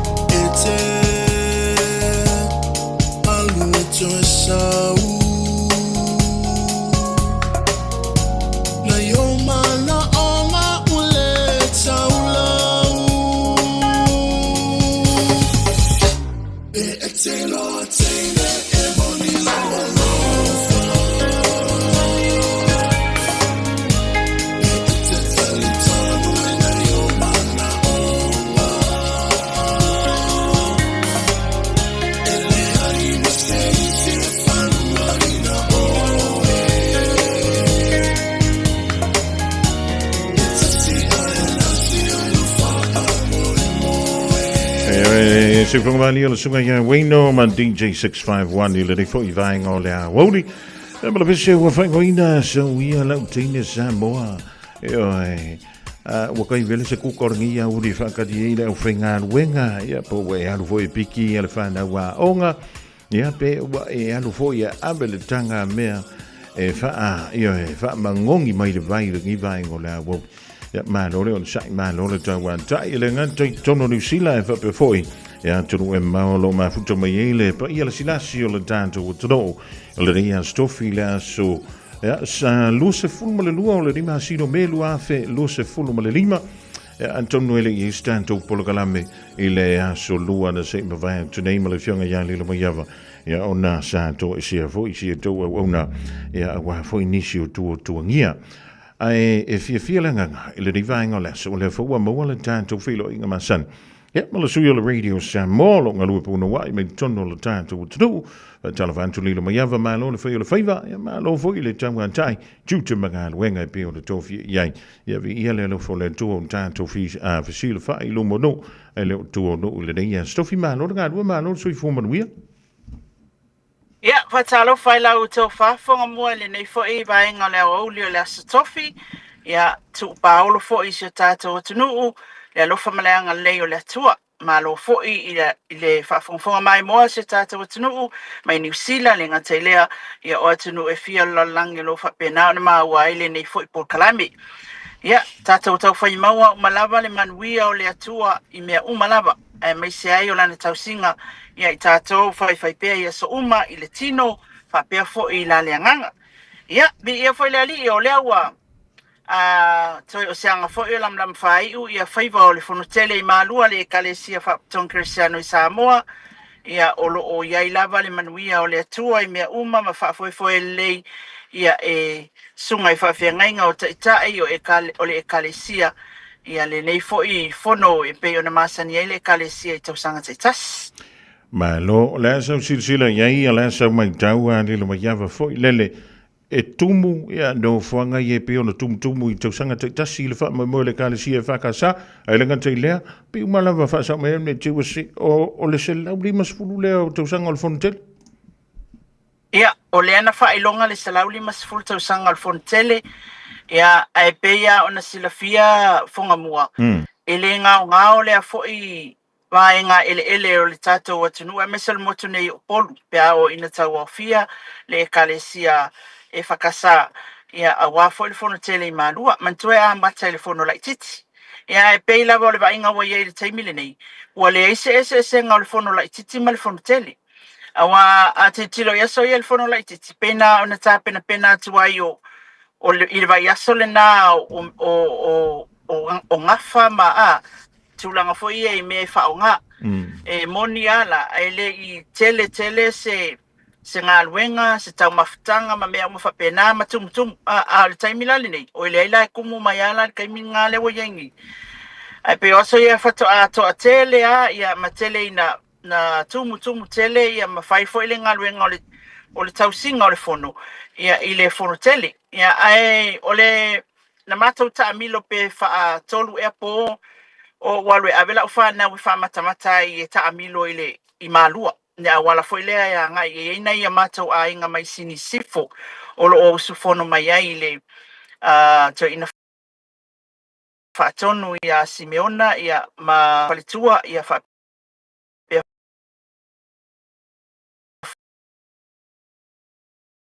satawanga ia matau tloi ina ia fa mata le aula iki wa mantua le o tupu ela to katoliko o no tupu mai le fa kasa sa o ai me umane ai o le ala wa nga imela ngi ia e katoliko ele iba aila ile fono le malua mato tami lolo o le mea na o foi ia o le taimi mo le fato o to o ia tami lo malua ke le o fale pa langi manga nga ia li fonga mo o pulenga wa matuasi tia mai yaso ia ia atava ai yaso ia nai fale apa foi o nai pulenga sa ia o tele la versity mai se lava pulenga ia mai auto ina ia ma australia foi o le tulanga matangofila na pa o le tulanga mana ia ua te ia ua wa ai latou le tulanga le ia whaamataltala fo'i ia unga aso ia o fonotanga uma ia e mai lea taimi o a ipo ia ai o le langona fo'i lele i le matangofia o le file mu o le laumua o malua ma le tilo o latou i le vainga fo'i lele o malo mea ai e vai vangi loi malai i latou ia talangafa ma le au faifi au whakolo ia o le taimilale nei leu tova ai lewa beves o malo le fono lea pe ia whio ia iku i wale mangaka wa o le tū mui o le fono tele malua e ai mea na matou mai tawina o le au nanga le Vodafone o lo iai au nanga le Digicel o lo iai au nanga le Samoa Water Authority o lo iai au nanga le EPC e le omis au nanga leo o lo iai ia e iai foi lama le au nanga foi le makovaenga foi e savali le awala whakau apaingu ma foi ni ma ie le alu e tonu i tu sao le e te le foi le sao le fontanga le nei e le tamau a inga o le tata o tunu le whaatapui na i pisinisi la iti ia mai se foi o tata o fale ainga i a pia nei a wao le wa tata o tiltilo ia wa se ase a te le foi le pe o la aso e kau fai mai kuame ai al taimi nei nga fa mai angalo wa fai fa piki mai le po anga mai ane fa fonga le tata o tunu piki mai ia na o fa vela ia mamakuka i le tulanga foi le awale fonga ta mafa e a singa na mato va ia foi sa ile a singa le va fa il fast sa mato mon ma watu ia inisio pulenga sa mato o to foi a singa ia mo pulenga mai fafo ia o solonga manuia lava ia le fono tele malua e mawa e foi le tamau a ingo le ekalesia ia e mese foi o le fianga sili o le feiloa i tatalo whaatasi nei taimi whea na iei o Amerika, New Zealand, Australia o whea la langi sa iei o mai whaatasi lalo le balmalu e tas tatalo whaatasi whaasoa whaatasi matau po le ekalesia matulanga o mawhapena ia o le tulanga sili o ni tāua lea a maua ia mawhatanga whapea ekalesia ia o le matangofia ia wai peo ie ko sa waile se fa ola ke le ko langa mok ia pola na la me pa fo ela o fa longo to tau vai ia e foi le si tulanga e anga i mai isi fa au mai stangata lotu e tilo i to ina le kalesia le ale la to metotia le ale la ko aikia o le ala la to ngalwenga sai ai ma le lato wa penga sai ai a wa le lumana i le kalesia so o le lautelenga i le fono i malua e ele langona fia pe atitilo i il temile il tumutumo le fontele malua ia malfa manuanga fo ile to ko ia ngisi me fo ngai mo papakiu wa le ke vai fo ngai papakiu a iska ia ese papakiu kai mingi ai o le tato vi i fatasi fa ia ele atua o tato to tino Samoa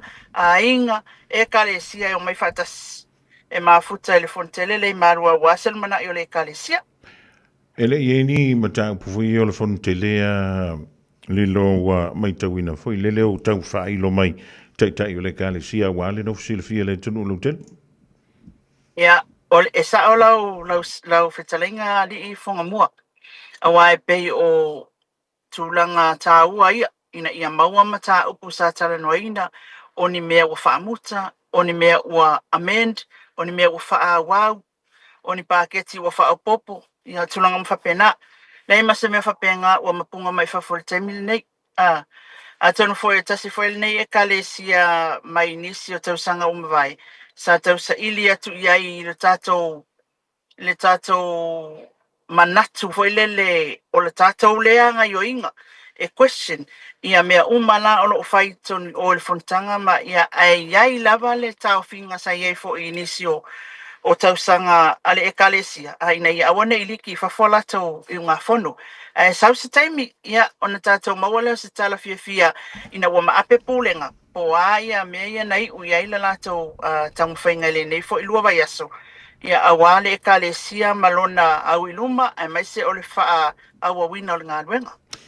Mano va tanya lilo ya tonu e se taimi ona mo mai ele po ani mata upu wa tutele sa fa pele ona lo te le fon tele o le nei fo ia tu sanga wa lima ta inga le lafu ma mo ele tua e le mta pua le mai ia te lo ye na e a wa ia tu ye wa le na tanto tu wale por kana me fo le ia so tu na ia tu ia o nisi mata upu fo le na tanto le no ia e au fia ila ma se tasi utangi le na tu inan tu ile matanga luenga o leo ia le la fa pe ma se fa mtalanga lilo o leana maus fina ngalo le tumita ilo ye sili ia ma waile unga fo ile ma fiona fa o wina le mata em fiona fa lo itelele va nga le mole lau sili fia pe le malo sam wala na tato o ile tapo kalamele nei ile mata upulea ona o lea e whape mai al tato ofisaina e mana o mia le toi wha manino ma wha malama ona o lo ofisiringia pea e nisi o le mamalo le atunu o le tangi le fionga i ala au le mali e toi pe ona sila fia ia e whaasanga i le a whaina o lona tūlanga tau le leia o lona tangata i tuua inga na whaia e whapea o le fionga i le sabe mpale mia le sunga tui le pasa ile le mali le ngoi ia male tofa le ala i pule rimoni a yafi o le tangi la lea e na tui na atu le ofisa o leo ia o le mantua fo i sa tato fisilingia ia o leo le ato e whamtalatu sa tato fisilingia ia le tulanga lea na ina ua mulmulita ia fo ile tulanga fo ile le wafaisi umitele o taatia ia o faia molianga o la auli ona o le fo ia fai mai lato ia wa molia la auli ma faia ona molianga a o le taatia lantangi wa le na fa ulu atu ele ese tulanga wa mai ese fai unga leo iai ia sa o la fo tato fasili le fionga le likom sinal to fa awa pa au ma o mai lana tali o lo fa pe mai ia o lo tilo iai o lo la tonga lue fo i maleo i New Zealand e tilo po a tonua upu e sol tula fono o lea e tu ina tuai tang ia o lona winga la ua atoa nei le lua pe tolu masina taluai pe i lau tau mai tau ia talu ona fasiringia le fionga le li komisina le mta upu lea o lea lana maua mai le vai aso lena tene le whamatalanga e whapea mai le fionga i le li komisina ina ua o maua le whawhatala whapea ua tusi mai le lo ia sili ia i le matanga ruenga o leo e le mawhai ona whaawa wina le mata upu aina o toe a nga ia la o fiu e vili le fionga le li komisina le tali o tangoloa message loa i le whi autustusia o lana tali mai la le ina ua ia mawaina le la ofesili ia mai whapea mai ai ia e sao na ave ana nafi usala o le aso se fululima o me lea i el tanoanga lea aso se fululima o me fonga mua o le aso tofi o le vaiaso le ntenei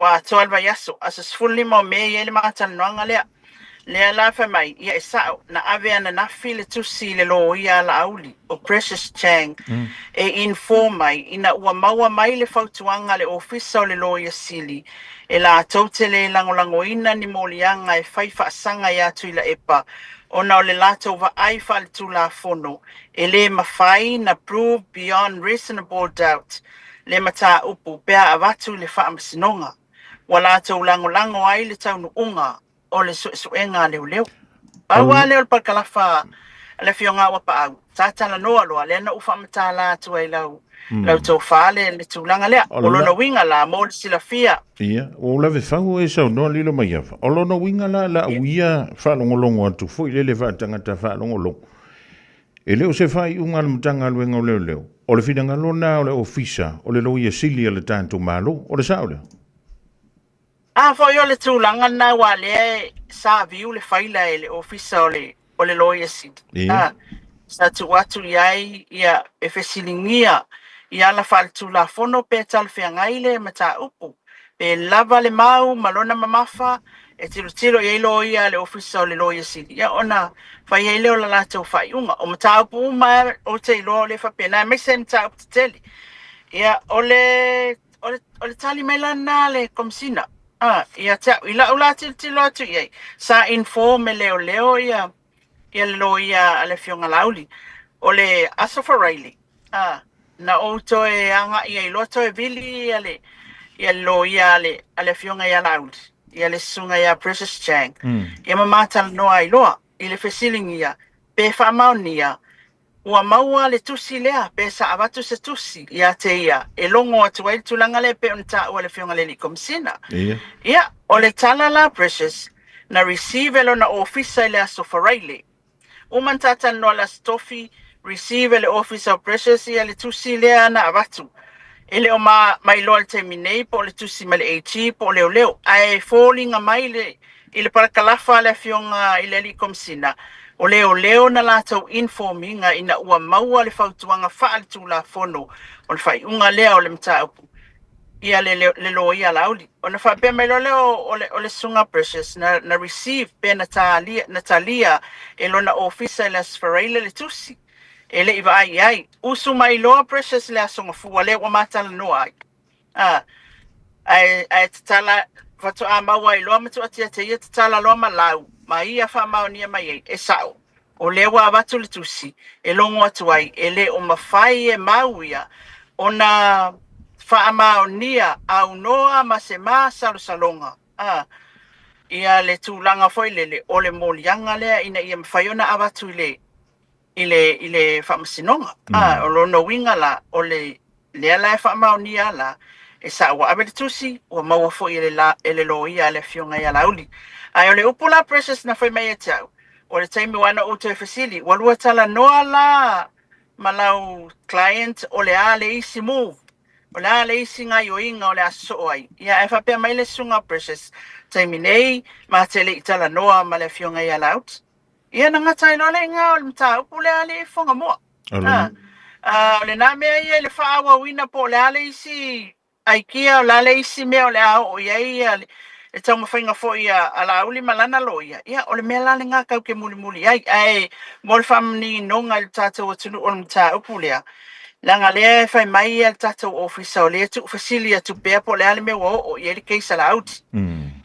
Ia o le mea o le tangi ala auti. Le alme o ye tangi le ala auli fasanga ya le alam tu le epa. Wai ese foi le case le la fai le sunga fua ese le mta upula. Ia le ala la ufa manino atu. O lea ua avatu le tusi e tusai. Ma le mta upula lo no winga la ile sa ilinga ia leo malata su enga ele mfai ona ave le famasinonga le mta upula. Wa umon fautu ina fa tu la fono ele lo isil. Ile vaenga ia la auli malalatau faitalia po la isi tu e toi anga I mai ai. Ia, olo ia ia lea vanoa iso se mea. Pe ona sauno fo inisi olo ia. Ia, ia tūlanga o tūlanga ia e anga ia lau mea e whai. A fia mana o fo ila e whai asisi fo I whainga e la tau ia e anga I mai ai mata upu lea. Ia. La e mwhai ai fo le awala e tala I anga I mai ai. Ia, ona tali atu fo ilea o le tātou. Tanga luenga leo mal whamasinonga iai. Ma lo sam no le mai ia vale vai ngole uli antonu wala antati ai ile mata upula wa le wa uma sa no mai e ale lo ia ale sunga ia la uli ia ele I mau se la filo ia ole sunga fuole da ole wa stofi ia antonu le mo so wa do le sfrile le folol fala male utustala lilo o tele ia o la sfrile o le folol fala e ia ile mātou mata upu sa whai I le fono lea I mālua nā laiona mātou. Nā laiona lea wanu atu mo le wha lea. Ai o te iloa ia. A whape I se press conference tai au. Ia se titilo fwoi po lea le tūlanga I ma leo no wanu a wā fwoi lea fwoi wha moe tau o le whaavang whai lea. Lele, ia, malo whautai. Se tau o muli se taimi lilo mai awai le mata upu wailen tama I mata upu. Ia mata upu ia le fontua I mai le whaamsidonga le vainga soa sau. Ia ai se mata upu antonu e leo toi po ai mala o lea fo ina nginga I le whaunga le vainga soa se vai atune. Ia e pi o loo a fia antua I le presidente lea o le asosi o le autustala I tono o le tātou tanu. Ia le tante mai tau atu. Ia e se fo I le angi mai a le matangi la tau ia.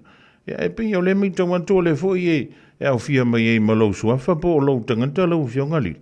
Ile mata upu lava le dei e tasi. E mwhio de e whaabri. O le a ko ngua de mele kula e mele mata upu le a awhi ai. E ale whaletua ia langi kere so ma whamanu. Ia, o le sunga ia langi Keresoma, o le leto e nā malaina sila fia fo il tātou atunu o langi o le tātou presidente o le Joas, whalaptonga tusitala o le atunu. Ia, o ia o se tusitala sinia, ua leva tele tausanga o ngalue e ngā renga nei lua. O ia o lo ngalue le teimile nei mo le talamua media. O lo o tusitala mo le ofisa lea whasara lau ia o le talamua media. O le tangi lava ia na whaulu e mantua foi le mata upu le forgery lea o lo ta ua le ali o visesio. Le ali o visesio. O le olo ia ila na stand o ngalo ia ta ule le whai o visesio la ia lua ila na mata upu. O le mata upu la le na i le molianga o le forgery. O lo o wai le whamasinonga le whaisa tusia itala il tato atunu i lunga o penga tawhailangi ma ofisa whasala lau. Ia peitai o le molianga o langi e maafua ona o le ua ia whaia ni whamatalanga e tauleanga ina i le suafa. O le tangi la, o le tangi le ali o visesio ina ua tusi e langi le story po le tala. Ia matu ina atu le tala mua. O le afuanga le na o le molianga o le defamation. Ia paua le mea o te leo e te tala le mata upu whangamua. Ai sea, e le whaia le hearing o le mata o lawe le whamasinonga le mata upu le forgery. Lua o le molianga o langi defamation, ma le detail a koa e le tawan tatou te tala ina e awe le whamasinonga o na tatou au mai aila ia lea o tawa lumanga le whamasinonga ma sei unga e o iai. Ai o le whangasolonga o na o lewa nginga i lunga o le ea nisi o whasala launga i le process. Na moli ai lang. Ia. E mo ina loka ia langi ia liru. Ia, o le mele na, e mali, wafo i oau. E peye o taimi uma o langi ma te o whaatasi mene o le sueina o tatou news. Ai, o le vai aso la lea e ta ue langi. O lea ua matua i ofo te lea i langi na umata noa na whemai. O wha anoa noa tele. Ona o tala wa whai. E wha apea. Ngā loka ha umo le kolu aso e pe lua.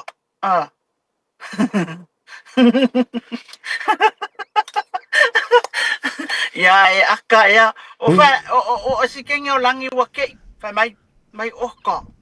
Ai whai mai ngā arrest ta. Mai ngā arrest. Ia aka le arrest wa whesili leo whak. La kongo alfa sa mo le arrest. La ton wal. Whai mai leo. O le sai mai. Ia. O wha pia.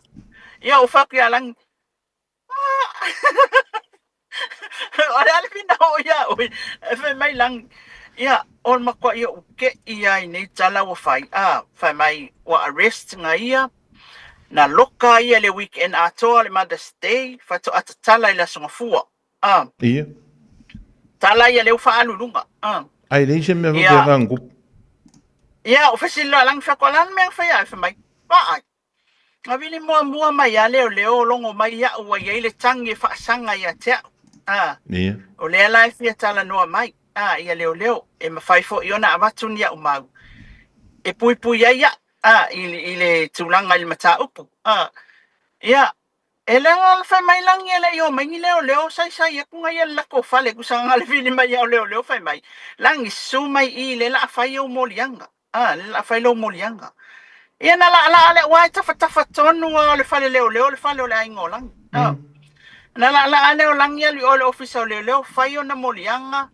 Ma no foi o e tawhia i mō nai minu te po nai tūla. E whaatali ai le stala o le whamasinonga. E sawe remand whaatūlanga le aso e apia i pe tūla i ai le whamasinonga. I le aso sa.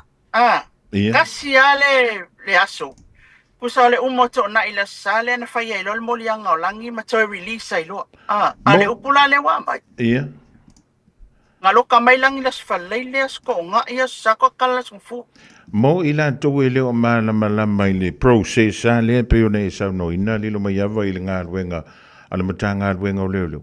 E koma pe malo lo le whainga o le mele tau o le wala a wanto o leo iante o se mata upu. A mise se mata upu o ngaonga wha pea o leo o to le mata ngā ruenga. E koma i le asko ngā i mala sampe wha ua o ngā ruenga. Ai, e wha ua wan ngā ruenga leo. As long as e maua oi, ia, ona e awa noa mai e whaile le tūlanga lea, Ai ole tūlanga la le wa fai mai ia lang. Ole me wa le fia ai. Pa me wa sai ia loka ia mo lua e pe kolu aso. Sone. Ai le ise me whapena tu. Ele ai ma se me whapena tu. Oh. Sone. E makau kia kua ngari, pau kia ka ki wha alonga koe, foi lele peo si tangata, ua wha o loa tawa ina, foi lele maua mawhakusanga sara. Ua sai mai e leo, o tala i e wha i lunga o penga te wha ilangi a li. O tele i loa foi, o ye se whasana langa wha apea ngā arrest lang, maloka. O le na pawa le mea na lau te whapea wia, o le walu le tala ua molia. A wala mo le sina fia, e ese le whai o molianga, e ese le charge, ese le arrest, ese upo e lua. Mari. Ale mele o kusa lau, ke le ianga ala iai. Ai o lau tiro atu le te tele o tala tangata o whai le mata upu. O whapea, ele ai lai, ese la le koe ngā information le na watu I tangata lewa watele me tala ia a tananga na malangi o le wa confirm mai fo I leo o le tulanga na iai le ai mangi sainga le ai ma se loka I se pasima pena ave tanu malala le ai se me fa pena na ona molia o langi e le asai la o uli wa failo na molianga ina ua maua atu ma vili mai leo anga ilo langi fa leo failo na molianga fa tali mo le stala remand ia ma tala ilo itua ile molianga o defamation e kusana o lai ko fa le langi ilo lato ainga a le fa me o lai ko rua so lai loka I eskinge o lang so le kalo fa ia langi so e fa vai faku foi le mea ia o ma fa tau I pe malangi fa mai e oka ni kala o fai ka a mantua e la ilo na ma fa ma fia ia fa pe ele ai ma se me fa pe na tu ia e ta ilo po ai se o le information ai mole se la fia ta ta watu no e ta wa e mele le ko ke fei ka mai ma ke le me ko kala ya wa o tang ma fai e ta e fa mala matu e ki ngang fa mai awe ke kali ka ngaka ya no e ta ta o na fa mala mala ona le te fai alo ni tala ai le ona fa mala le I tu langa foi le o le fa salanga a fai o le na fa salawa ele le ala ata no va ai o fa salanga mai ai matala no ai na ile mata ku ya lang ia o lava fo I le ngā leo fa mai la me wa esele treatment o langi mai tangata ia o le o sawa ia e ala ona fa pena ona esele famtalanga na abatu esele famtalanga le wa abatu ia lai ona fa pena ona matele ai tala ia ai o le tūlanga tā ua taipe o tātou whonga mua e iai le correspondent I nei e iai le tangata e nofo I nei o le tangata na e alu sao whai le court e alu sao whai le press conference al palemia e sao whai le press conference al fast e alu I leo e alu le whale mai mea oma e alu I le tangata na saulo le tangata na a watu leo le lipoti a lai talwhia ngai e ele me o mai taua le mafu ai ona sel famtalanga le tata watunu when someone le ngofo I ngei e affiliate I se vaenga fa upfai na se sapalaina le information a ngai I le tio ma officer fa salau I fa fo e alu ala e kuli ale saida la ko vaenga fa upfai o inala lea le o sanga tonu wai le whamatalanga e tatau ona launga tasia mai ale atunu nei lātou te loa le mea sa o lai kup whataita inga la le mea le ia lang ia whataita inga fo isim tau e isim ka upu peila le case le mafuai nei ona molia langi ona o le fortune o le case le fortune na source mai ei le tustu singa le tala na avelunga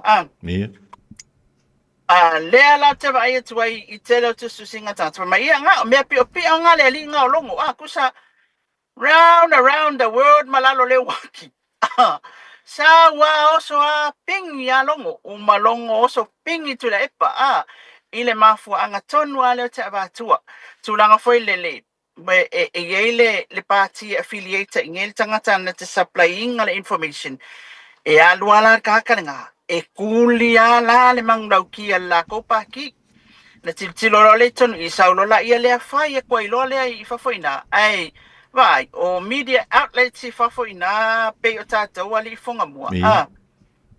O mata o ta linga na o le atunu. So whaila awaku one side le information lea, whaasawe lola le whamatalanga. E o malan kako wakungu e whaalongo le side lea. Ti ngala on se se, e sea, nangalai loa lea e to te au mai. I one side. Ai awhapea e te e yel tangata ini, e te saumalumtanga luenga o leo leo. Kusa po le alo affiliation il pakilia. A whaile family office o leo leo. Nga loka kakal ko pakile, for example, nga loka kakal ko pakile la wa church wa mama e te saua o el tangata le te tūl o ngā tonu o le tustala. Li poki sa o al mea le family office o leo leo. E pe o la uwa aina il mele ne ufa pe kalo fai e ile tulanga fo ile le ala fo ona fai mai le tala ma upula fo mai al tata watunu wala la kulo le one side story lia ayo ka la kulo mala ka side nga mai ole official le mai ia nga o ko wa ye ko ki o ko lang ole official le ia fai mai lo makaika a tonu lilo mai ava voi lele e te ilo ye ai ono lele malama ile se singa le fa sambo ino le upu charge ia ma le upu palangi o le arrest awa o le charge lo no winga wa Mongolia ai le o ye mo se sia ona winga fa sam ka ilo ye po fele dictionary le nga o mai ia le fa sambo ina a charge lo winga wa lokar ko wasu ioi ia ele ngia kako upu o upu palangi ai le upuai al Samoa wanga o le lea le lo fa koi o la sa o ko fa Samoa nga le arrest o nei le fa mai o le sai mai wa ia lo sai mai tangata ia ai o le charge o le molia o le wa ia watu fa mai ia wa ia le tangi fa sanga ia te oi tu wa ia oi wa e fa ia le fa matalanga e ta ule anga ina le tangata la tolu mo le mau ia wai I o le alau tati. E whai a koa le mtalanga leo o le whai ala mātou ngā luenga ia ilo wai a tatau e te le tali mai ai. Ia wai mea umanga e kose na le tangata le la alatu e mōlia. Whai loa e umanga mōlia. E ngā e sau lola i whapea mai lola ia leo whaatali I. Se I sau le skala le whamasingonga.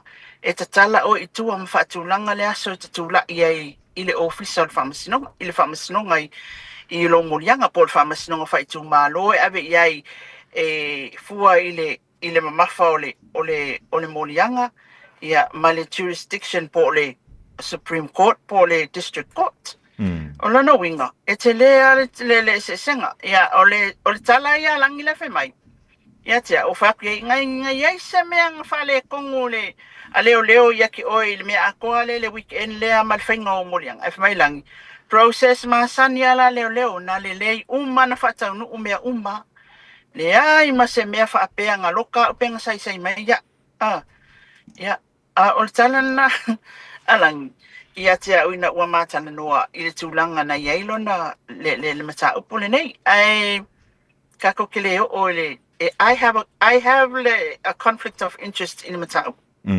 ele tala feanga iai ona o te tala ina la le afifi o le mata upu le se tata ola le whamasinonga ona au mai tonu ala li poki mai whaila isi kakangaka o ngā leanga o aue elo ua afianga whatatau I le mata upu alangi ma le afianga whatatau I le forgery lea olo ia I luma mea o le whamasinonga le mata upu tele le na ai o se whamamanga na I le mata upu le alangi mo se le fia le tata watunu o te iloa le to a tele alo lo fali funga mo ya langi alo lo fa ya langi pe o me fale na le ala ona tele mai la tu tala mai o ya le mai ngama me ya le wa le ngama funga ngaloka langi e vai e le tato mala mama nino le ya ona ele o kele I kai sesi a e fasili mai fia mama mama kwa manga ya o tali le ya to ya oi ai tu langa na funga mo mta pola Malo fafta ia tonu ole malama le de fa sa moino upu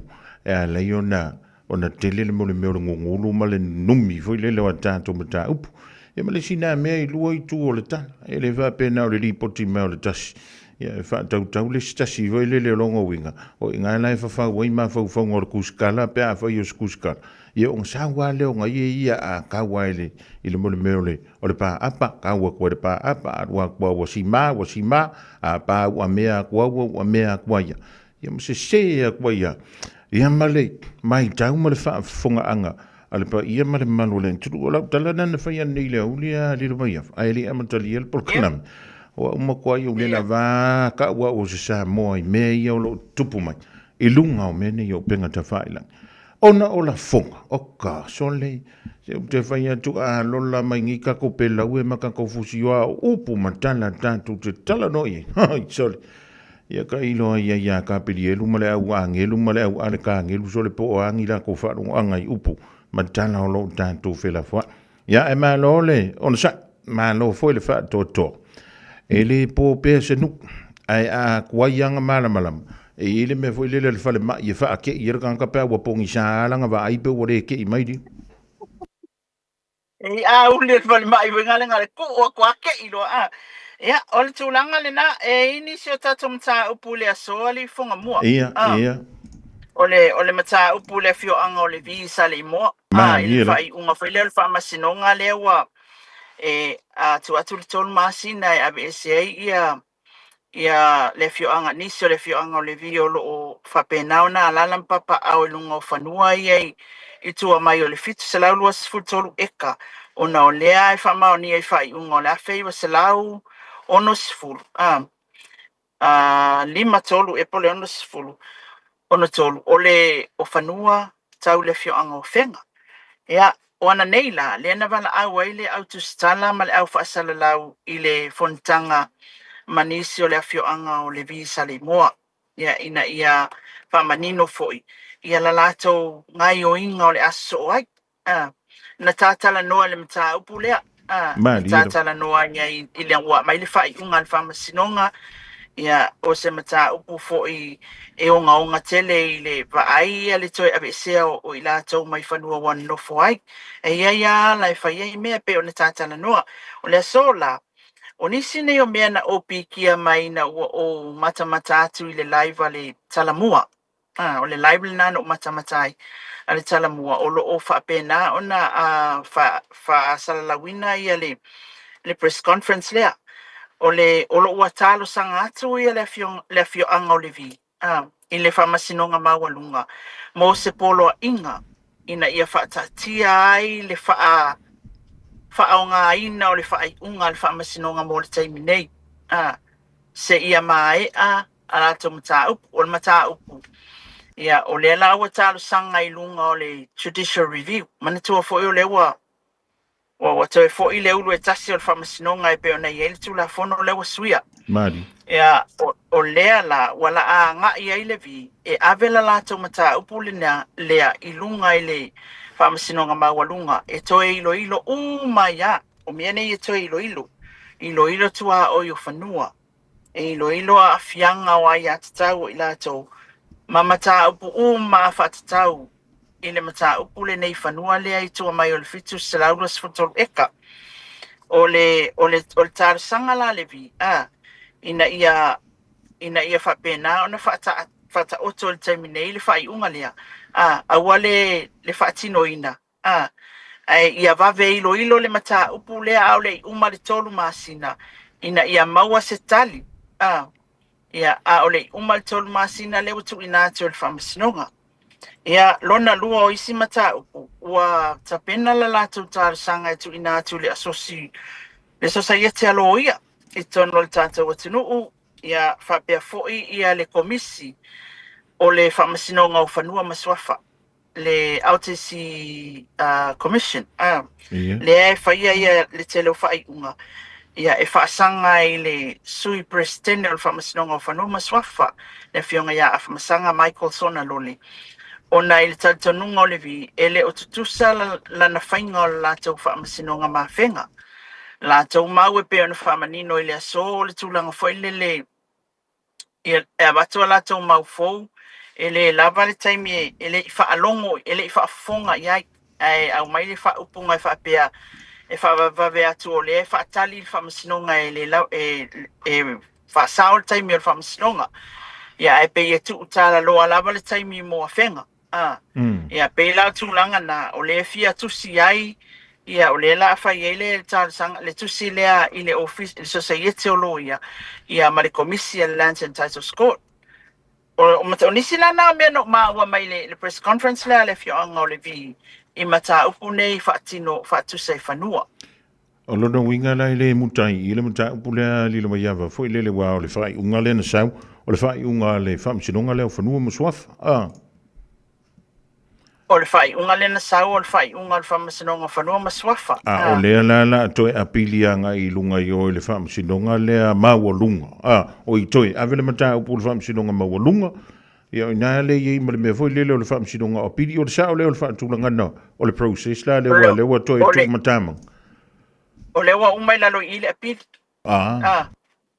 le wa umana apil la lo Lands and Titles Court o judicial review le wa fai mai ya ona le fai mai Lands and Titles Court ai la to fai unga wa yai le fai unga o le afeiva se la o na tolu po lima tolu wa yai le fai unga e le ma fai e sa o tonu wa ia le fuanga o le fanua na fua ia feng. E fai unga, ma o te tau loa la, o nao ese la tau o no foia ele ia tu al fitulua tau, o nao ele tau ia fenga. Ia, ele o mana na o ai la ia le vi sale moa le tulaga lea. Lea la o fai mai ai. La wa avele la tau tau sanga le o ta atia le whamasinonga. E whaata atia e le whaonga ina o lana whaai unga lea e remove tangata e vacate o ese loa I lato I ena no foi ia ai se I au mai le se I vave whaile ilo ilonga within I te tono le tolu maasina lea na tu ina atu ina ia vave maua mai se tali ai wa lato whaila fo I lunga I le mea la lea lek whako I lunga I le judicial review ina ia toi ilo a ko ai nga ia le mata upu atoa le ala fai mai ia levi ele o tonu le fuanga o tua oi I le mena iai e la tau whasiain whapea mai ele o sa o le whainga o le whamasonga mua le iai unga ia la fai wasalau li matolu o tolu o tūlanga na la fai mai la tau tusala e le la ave lunga judicial review avakwa ilo la ma la tau talu sanga le pe ona foini ona ta wa tar sanga le society aloia ia mato tar sanga loa I le komisian latisi ia ona ole fionga I le sui president o famasnonga fanua maswafa ele o sa ona faia o le maula alvi ele o sa ona faia la tau famasnonga tu sai o ala mea e tau ona tu ina tu le ava noa ia la tau mau fou ma mea umana la tau vatua me tai ia ele o le tulanga lo iai Lono winga lai tali e pole ali sila sanga o le mata upule mai le mutai I le mata upule le mai tawan tuli ele mutai I le mata upule ele muta ai mantua oi fai mai le vi e limas futasi a inga le ana tu e ave se le wa yel fai unga ave se o lo ele ia o lo o alalam papa oi ele ia limas futasi a inga I to tonu a inga e limas futasi na e ova ma le lua se lautangata ia o le a su ele mea ngufoi Ioi, o le whaamani ni nonga mai na le la wha pe la wha tu like ese ia le laua pe e a nga ia I lole vi I le isi fo ia na a wala lea ma se aitia lea ina ia mawhai ona po le ase se isi whai unga mai lunga I le judicial review ia al whamasinonga ina ia mawhai ona fo ia I le lato fo I whaafitau le tu sai o le mata upul nei ma le fio anga o whenga fonga mua Malo va tai lilo o le mepi to siliona ta wo le tau si o le file mu ina ni te fo wa me ane se te mi mulmuli ya tatu toi va ia fo linga ia na va ia ni si o mata e fa te tau la vai me nei o fanua o nu u mafio anga ia wa o me sina ma me ia e tatu te o I fa msinon ia ona o me pito siliona ta wa le se fanua o lo winga le se fali me no fuai ia le fu se manga e ma fai ona so soni le tau singa o tatu inga ya so no ia lilo inisio o tatu mata upu e pe ona o pe I mauta I le neiva yaso ia mi se vole tapena tu le nava yas mulmuli o le masino me o le tūlanga tā ua mta upule whatua o mātu nei whunga mua. O le tala to I ina e while muai, o le tala fo I to I ina e bebesi ai. Mādi ela, mādi. Whato a while mu, whato a while mu e to I ina I le pule a le mwhai pule. Ta tia I le mta upolo o le tūla whono, ia ona maua lea o le while mu, onu sai le nei taimi. Ia a whai o la tau whinaunga lea, ia ele o tua uno ina fo I lea tua. A nga email whamasinonga wa fo ia tūlanga uma. Eise tātou whamatalanga na maua mai le ofisa o whainga pārota. Leo ke aka kua ia oi. Ei. To atele atangata o lo nofo I Samoa nei. Ua whao ngā ina le upenga ta whailangi e restalai. Nei lo tangata o lo nofo I atunu umamao. Ei. Sure. Kusala, o le bako, o le mele whaile online registration fo inga lele electoral. Yeah. Ofisa o whainga pālota, komisi o whainga pālota. O le ae toi whaonga e to tele matau I nei lele stala ai e tele atula le numera I nei lo o tau I nā I fafo. Talu ona whaalau I loa le nei o nanga fau le ofisa o komisi o whainga pālota. E to a tele atu tangata I Samoa nei ua whaonga ina. Nai lo tangata o nofo I atunu mamau. I whamaunga le official commission whainga pālota li I whunga mua. Ia. E silia I le to awhe tangata ua restala whaonga le upenga ta whailangi lea. Mādi. E na o le lua se fulu wha tangata o lo nofo I New Zealand. Ua whamauina, ua restala ma whaonga aile nei a wala fau. E na o le to alua ua atoa uma le stala. Ai o Australia, e se fulu lima tangata ua le stala, na o le to atasi ua atoa fo I le stala. Ma tau tia li lori whamau mangari e peo nei sau noina. Ia leanga fo I o nae le I wa pasia e tau ngole o le tūlafo no le o whainga pālota le ana talanoina I tono le pāle mene pele. Le sai le alau. O ngā luenga le e ala atu il palimene. Mantua. Ia. Ai, I mole pārota mai ea. Ia mole pārota mai. Ia. Ai, o le lestala. Mantua foi. E ke le sikala. Po fea le la langi e ke ngofoi. Le sikala mai o oil sa mo mwhaina e lestala. Ai, a whaile pārota. Kula fungo ngā saka kousa iei. A whaile pārota. A fio mai I Samoa nei e whaatino lau pārota. Māri. Ai pei ala tu la fono le na watu nei tātou leta le ala o ngā luenga ngā il palimene. O le pālota mai na, le skala mai whafom pālota mai ai. Ia, o le mela le wa ai atu nei. O le ko I kikila le numera o tātou tangata e whao ngā mai le online registration. Registration. A wā foi I whunga mua. E le whapea e le stala mai foi online. Ona ato ai la ia leo lau le stala, le ai. E le stala mai e ei vaenga e umana whaatumu, taipei o lo suafa, o tausanga, me whapena, lo tamama, lo tina, fea le constituency, fea le tumalo palota, e te anga I mei ei. Ai o le whaatinonga le mea whainga le leku, ai o tūlanga lima I lunga le masingi, whainga le pu, e ai o tūlanga lima, ina ia o akula sa whainga pāloka I kele alu whaise me se sa we pāloka whaalua. Ia. Mau ai tele tangata I le mea, ia e te awhio mai la inei e tu o fingerprints, o e whaamau o fingerprints. E tu o lima I lunga le masini lea. Tu sal mela na le whaapea mai e le o complete ia le registration online na nai tangata ia. Le lai whai mai e na o le whai mai. Luas full whātangata nofo I New Zealand o whaamawina wa restala. Whao ngai le awal fau lea. Ai na o le to o lua ua atoa le stala. Nongo winga la, ko o lua lea. Na uman le stala online. Ai na o mai po se whaalawilawi pena o mei tawhawhau. Sau sa o kakale alu sa o ai tai ole I mulinuu whai o ngā fingerprints. Mari. Ia toi fo ia toi loa. Ia o le tūlanga lana.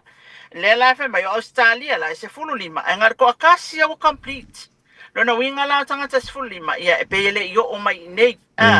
Awa afa apea nai te whafo. Ai fia le stala online. Saulo ai ke sau whape, ke sau e asilo makua mariko inga. Ngā I mai au lau me mua mua le awane ingalo. Ngā I loi taimuli nu. Whaatino loa lau le stala le ai ala le complete le o lau stala. Wa a fai e lota tu la fono lea pasia ia na ia ngava alo le te pasi e te palota online mai a fai lea ia sorry ia we fali fonga mua okay ai ko ekeli mai foi ma o ia ngi ke palo kai ole tulanga na ole mana ia nei reportia mai tato fali ofisa fenga palota awa foi le sila fia tato watu ole tulanga ole ia ia tato fanga solonga registration for our election in the Tausanga folk. Ole tulanga ile se tato mta upu ole por kalame fungalo le tato singafu ono sutol Tausanga ali fumua. Mali ile Na mawais famtalanga wai ke wai sa ke ba mai peke pu aka ile singafu. O ngai fai as ko singafu ali dilo. O fai as singafu ali ngauso. Mantua foi ole o te lo le o ai atu ole o fala titi mantua foi le na yele le tu langa foi le fofuanga ale malo le wo ye nei ta ilima Tausanga mafai ka ko sauninga tele foi ngale mari fatele tato celebration ai nai tono lima Tausanga le ya fai nai tato famana tunga light ole la wa vai ole wo faule le stage anga le stage luma le fale malo luma o fia me ta afa famu ina mul no ule lua matanga lua na wa fa le stage o ina le te lo le la fa yel tato sauninga le ole sisinga fu ole ono sutolu ya Tausanga o tato malo tu tasi ya e lua tato malo fa longia le eta wa mai e vala audia ole ko vana le malo America Samoa ya male ulu tokela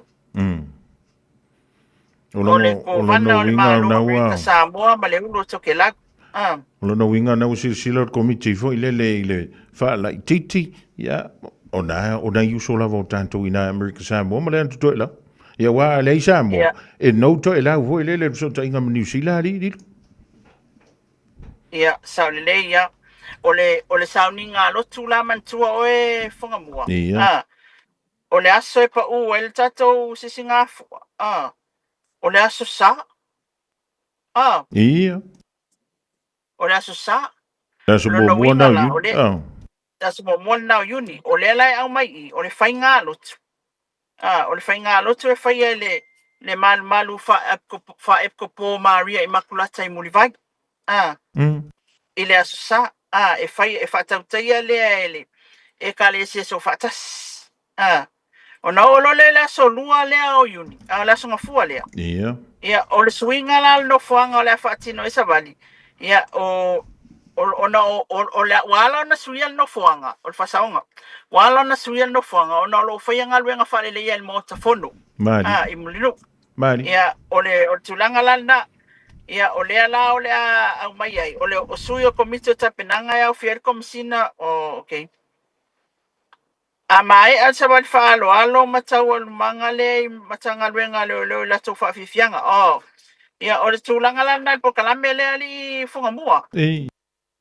sapunia le awala ile songa fua ile falo bea so le sa wala o luma le o falo el maloi i matangela lua ya ai mai alon sabali on tawalunga le mtanga lwenga o leo la tofa fianga au le tu inane alo ya ele yangi mesekeli ai mangi mesekeli po kalamia atato usale ya foi nei o lewa o fala tit ya o le ai luaso o le aso le lotu la sa ya malaso ngafua ya ila tato sabali foi e au li fa malo elo e faitang malo pa ave ya ela ama i fengale si au fa afu le lu mai mai fa alo mai i tato malo fa lo ngia mal tato malo maletun ya na eto fo e lo le fale ba ai se fe pankeke kalmaki we vai la o ye ela yan mesteli o kusala au fika ke e ba ve foi langa fa retreat o te lo e fa fifianga pe ese ainga te mile ile o uli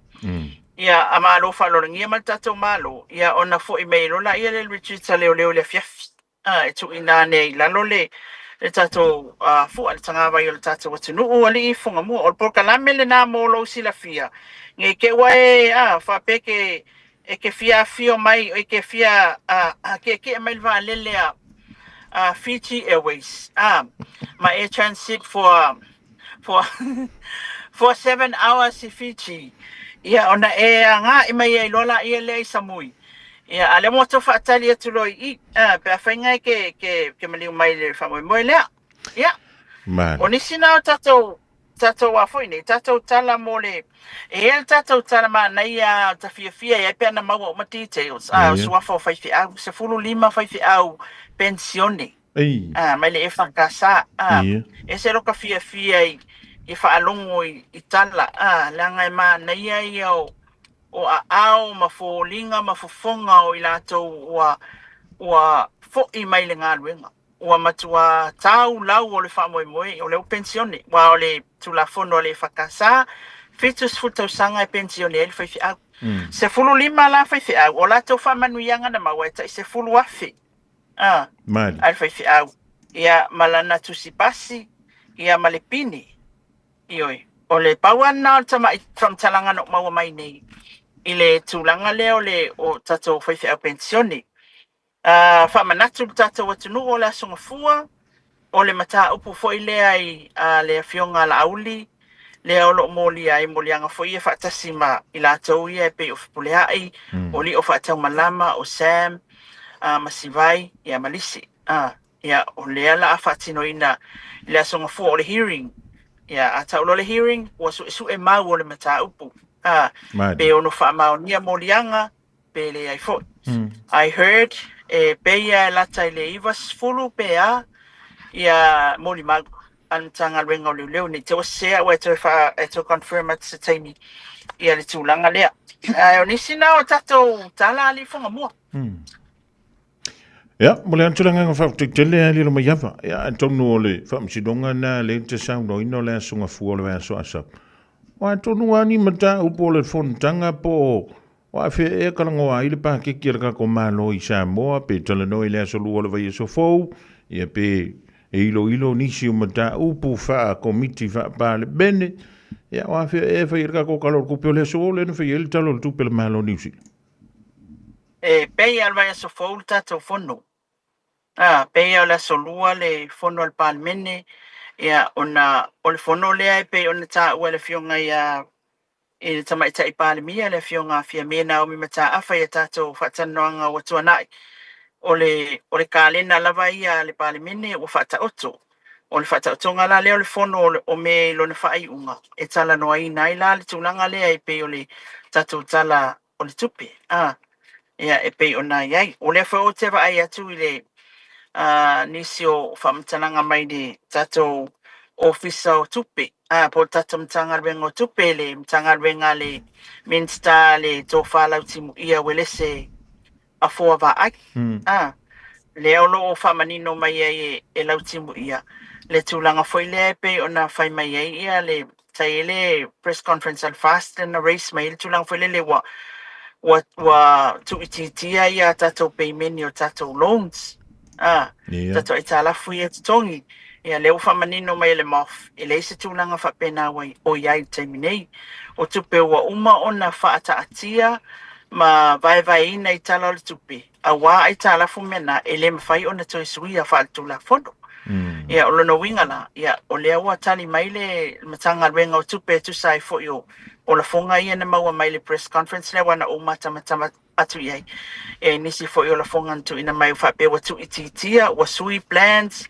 o mea uma sa lato awai fatasi ma fatino. Ia, o tupu lava ni mea uma mo se mea sili ona lei e peo ia upu fonga mua.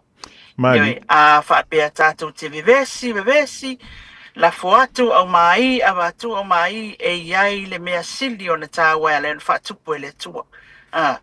E mulinga e mai, ia, walo whale upu whale le whao pea le wa au mala, aia e pea le va au manu ia tato lo no winga I lo umanatu e iai lava me tupu ona o se me le a fai o le tato te fia mala malama I me umal tato watu ia o le lo falna o le tua au mai tato te mala malama ai e awala se mai lo na fina ngalo ia na awala au mai fa manino le awa fo ile sila fia lo tato watu no fonga mo La vela o leo fatava mo le tuelenga ka fa taile lo yava mo le tato so ta inga lenga te leo tato mata upu o ta ti mo ta waia le longo puili e le paia malo le tato tru mai le mata upu le tinapol fa tu fo ya lang se ya o mai I mata upu I le nawa ia sfo ile ngantal fa msidonga. Ia au le toi tau au fia ai o le fono tanga ale pa le mene o Samoa. Ia le antuli mata ia po le ale tulanga o le aiai. Ia nisi mata upu le antatu talano ia le stofi pia o ile nawa ia so ile lofa malanga le o le tu ele mela le wakupu. O le wofa pe le solua nge ia ko fast forward mai ia ko le solua ia fa stofi pe le so le te to le tu lo so fu mal man to le dava ia so sa fisila pai e lo mo no ai le tu no ala fionga le lo mai ia e mo pe le malo sia wale to i no le tanto tu ia o no e ka le sia ia mi se le finanga lo tanto ta pa le la fortuna ia mi so finanga lo to ngai le tanto filo ingele so Wala ona ese se le aso lua li funga mua. O esa o ele tala tamiti. Le anga I ke maro lo fua. Ia ai sawia o le fai unga lea o le tapo kalame mo le neia fiafi. Ia fa pena fo ile mai mo fa fonga si tātou atunu. O ani mea wale tautamani I lau whaafonga mai Samoa ia whina ngalo mali. E poto ale tautai ai le atoai ai lona wa ai pe upo le tātou atunu.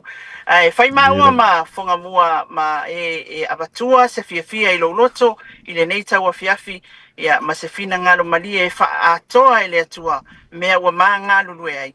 Ia ma ia wha susulu na maala malama I nei mata upu uma a wā se manuia o lo tātou atunu. Ai tātou whailoa I le vai aso fau le alofa maleanga leo le atua I lana pule wha asoa. Alofa mai le alii le soifua ma wapea o le tau whafonga mua. Ia wala tātou por kalame, le au nanga le Radio Samoa wha manuia I ona I tu uma. Ia wha apea fo isi o mātou tamu whai atu I Samoa nei. Manuia tele le weekend Samoa. Pape na fo I tātou ainga umo salalau I atunu e mamau tau wha soifua. Soifua ma ia manuia. Le fionga ia lilo mai ava mai na vai le sui o le tātou wala. Leo o lo tau mawhai mai Samoa. Ia wala wale longa pui ali o lo tupa ia malo o tau malu mea o lo tupu mea o le an tupu. Marisi mata upe o na tula mai I se teimi o mua. Sulu wha miru tau njale o le tula e wha ia ta fule wha abdātu tala mai tunu o le Pasifika ma le langi sui o le foa. Wa tasi me le fionga ia le an taua sa vea ma le polo kalame o le nganga I fo whaiva. Malo soifua o le sia fufonga Samoa, Radio Samoa, tasilima I vatolu a mo. Se kia Radio Samoa. O le Casa Beds and Appliances, o le tali o manaonga, I o loa whaatotonga I lo mauta, ini tau le lei, toi anangata, e mawai moenga ngao si tutona New Zealand, whaapea se tino fōa le potumalo lo, lau ai manofoa, TV, la au pese, usa aisa, masini tā lava, telefoni fe aveai, maisi. A fiu ane loa I le whawhituwha Great North Road o tau, po le tolo fituiva Great North Road I Henderson, le Casa Beds and Appliances, telefoni o valu selau, lua, 5 o valu selau, lua, 5 Radio Samoa. Taslima I vatolu a mo.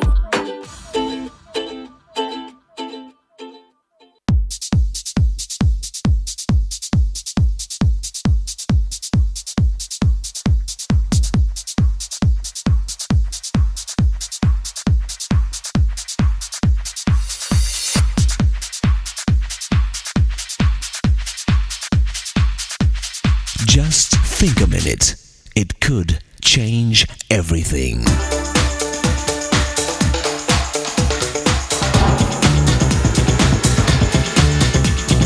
Think a minute. This is a true story about a famous woman. Her mother's name was Gladys. Gladys was a beautiful woman who was instantly attracted to a handsome man named Edward who rode a motorcycle. Edward and Gladys soon became lovers. But when Gladys told Edward she was pregnant, Edward got on his motorcycle and rode out of town, and her life forever. Gladys and her daughter never saw him again. For years, Edward continued riding in and out of women's lives. His love 'em and leave 'em lifestyle left a trail of broken hearts, just like Gladys's and her lonely little girls, who never met her dad. But eventually, Edward began to feel guilty and haunted by his failure as a husband and father. He couldn't forget his little girl he had left and abandoned. What would she grow up to be? Would she become like him, always searching for love, leaving behind her a string of broken hearts? Well, Edward would never know the answer. One day while he was riding out of another woman's life on his motorcycle, Edward had a head-on collision with a car and was killed. His motorcycle was shattered in pieces. He was buried in a simple, poor man's grave, almost totally forgotten, even though he was the father of the most famous movie star in the world then, and now a Hollywood legend. You see, even after Edward was dead and gone, his trail of broken hearts would keep going on through his lonely little girl. For his daughter by Gladys would also go through life alone, looking for love, even though she was loved by millions around the world as Hollywood's glamour girl, Marilyn Monroe.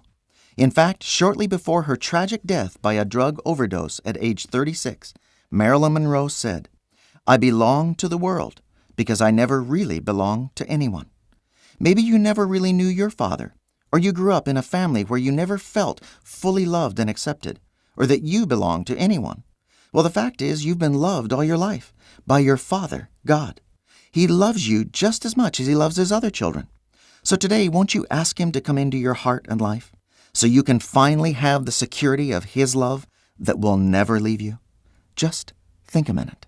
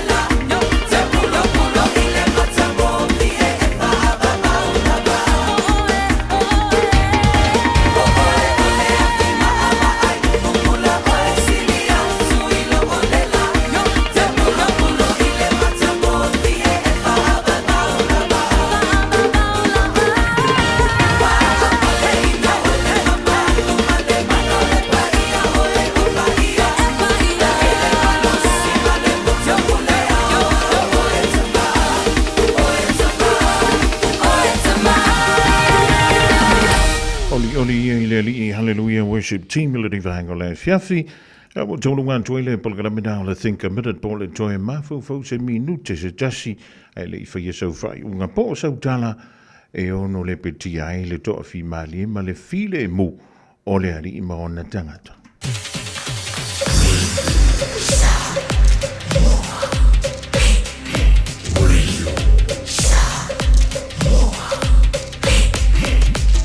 Tasilimo i votu, amo.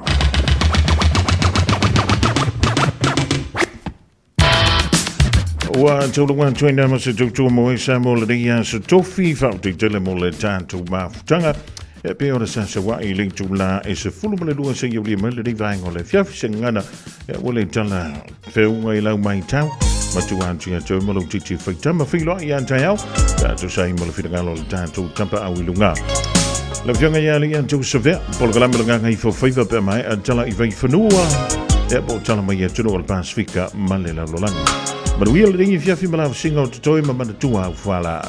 Tolo imbatautu male penisula mai bolino le tai tu pito ia pia sio utaula manaya efe pula fi mai le sau o ata uma o petu o le lani e sulungi ia umasia uhani a o basa bali bali le pasina se i esu solo ia samo no uatulu se i fai mafia matama olo sisi vai ma pepese matata la tulele a oma ema de ilano ole ni na o masia upele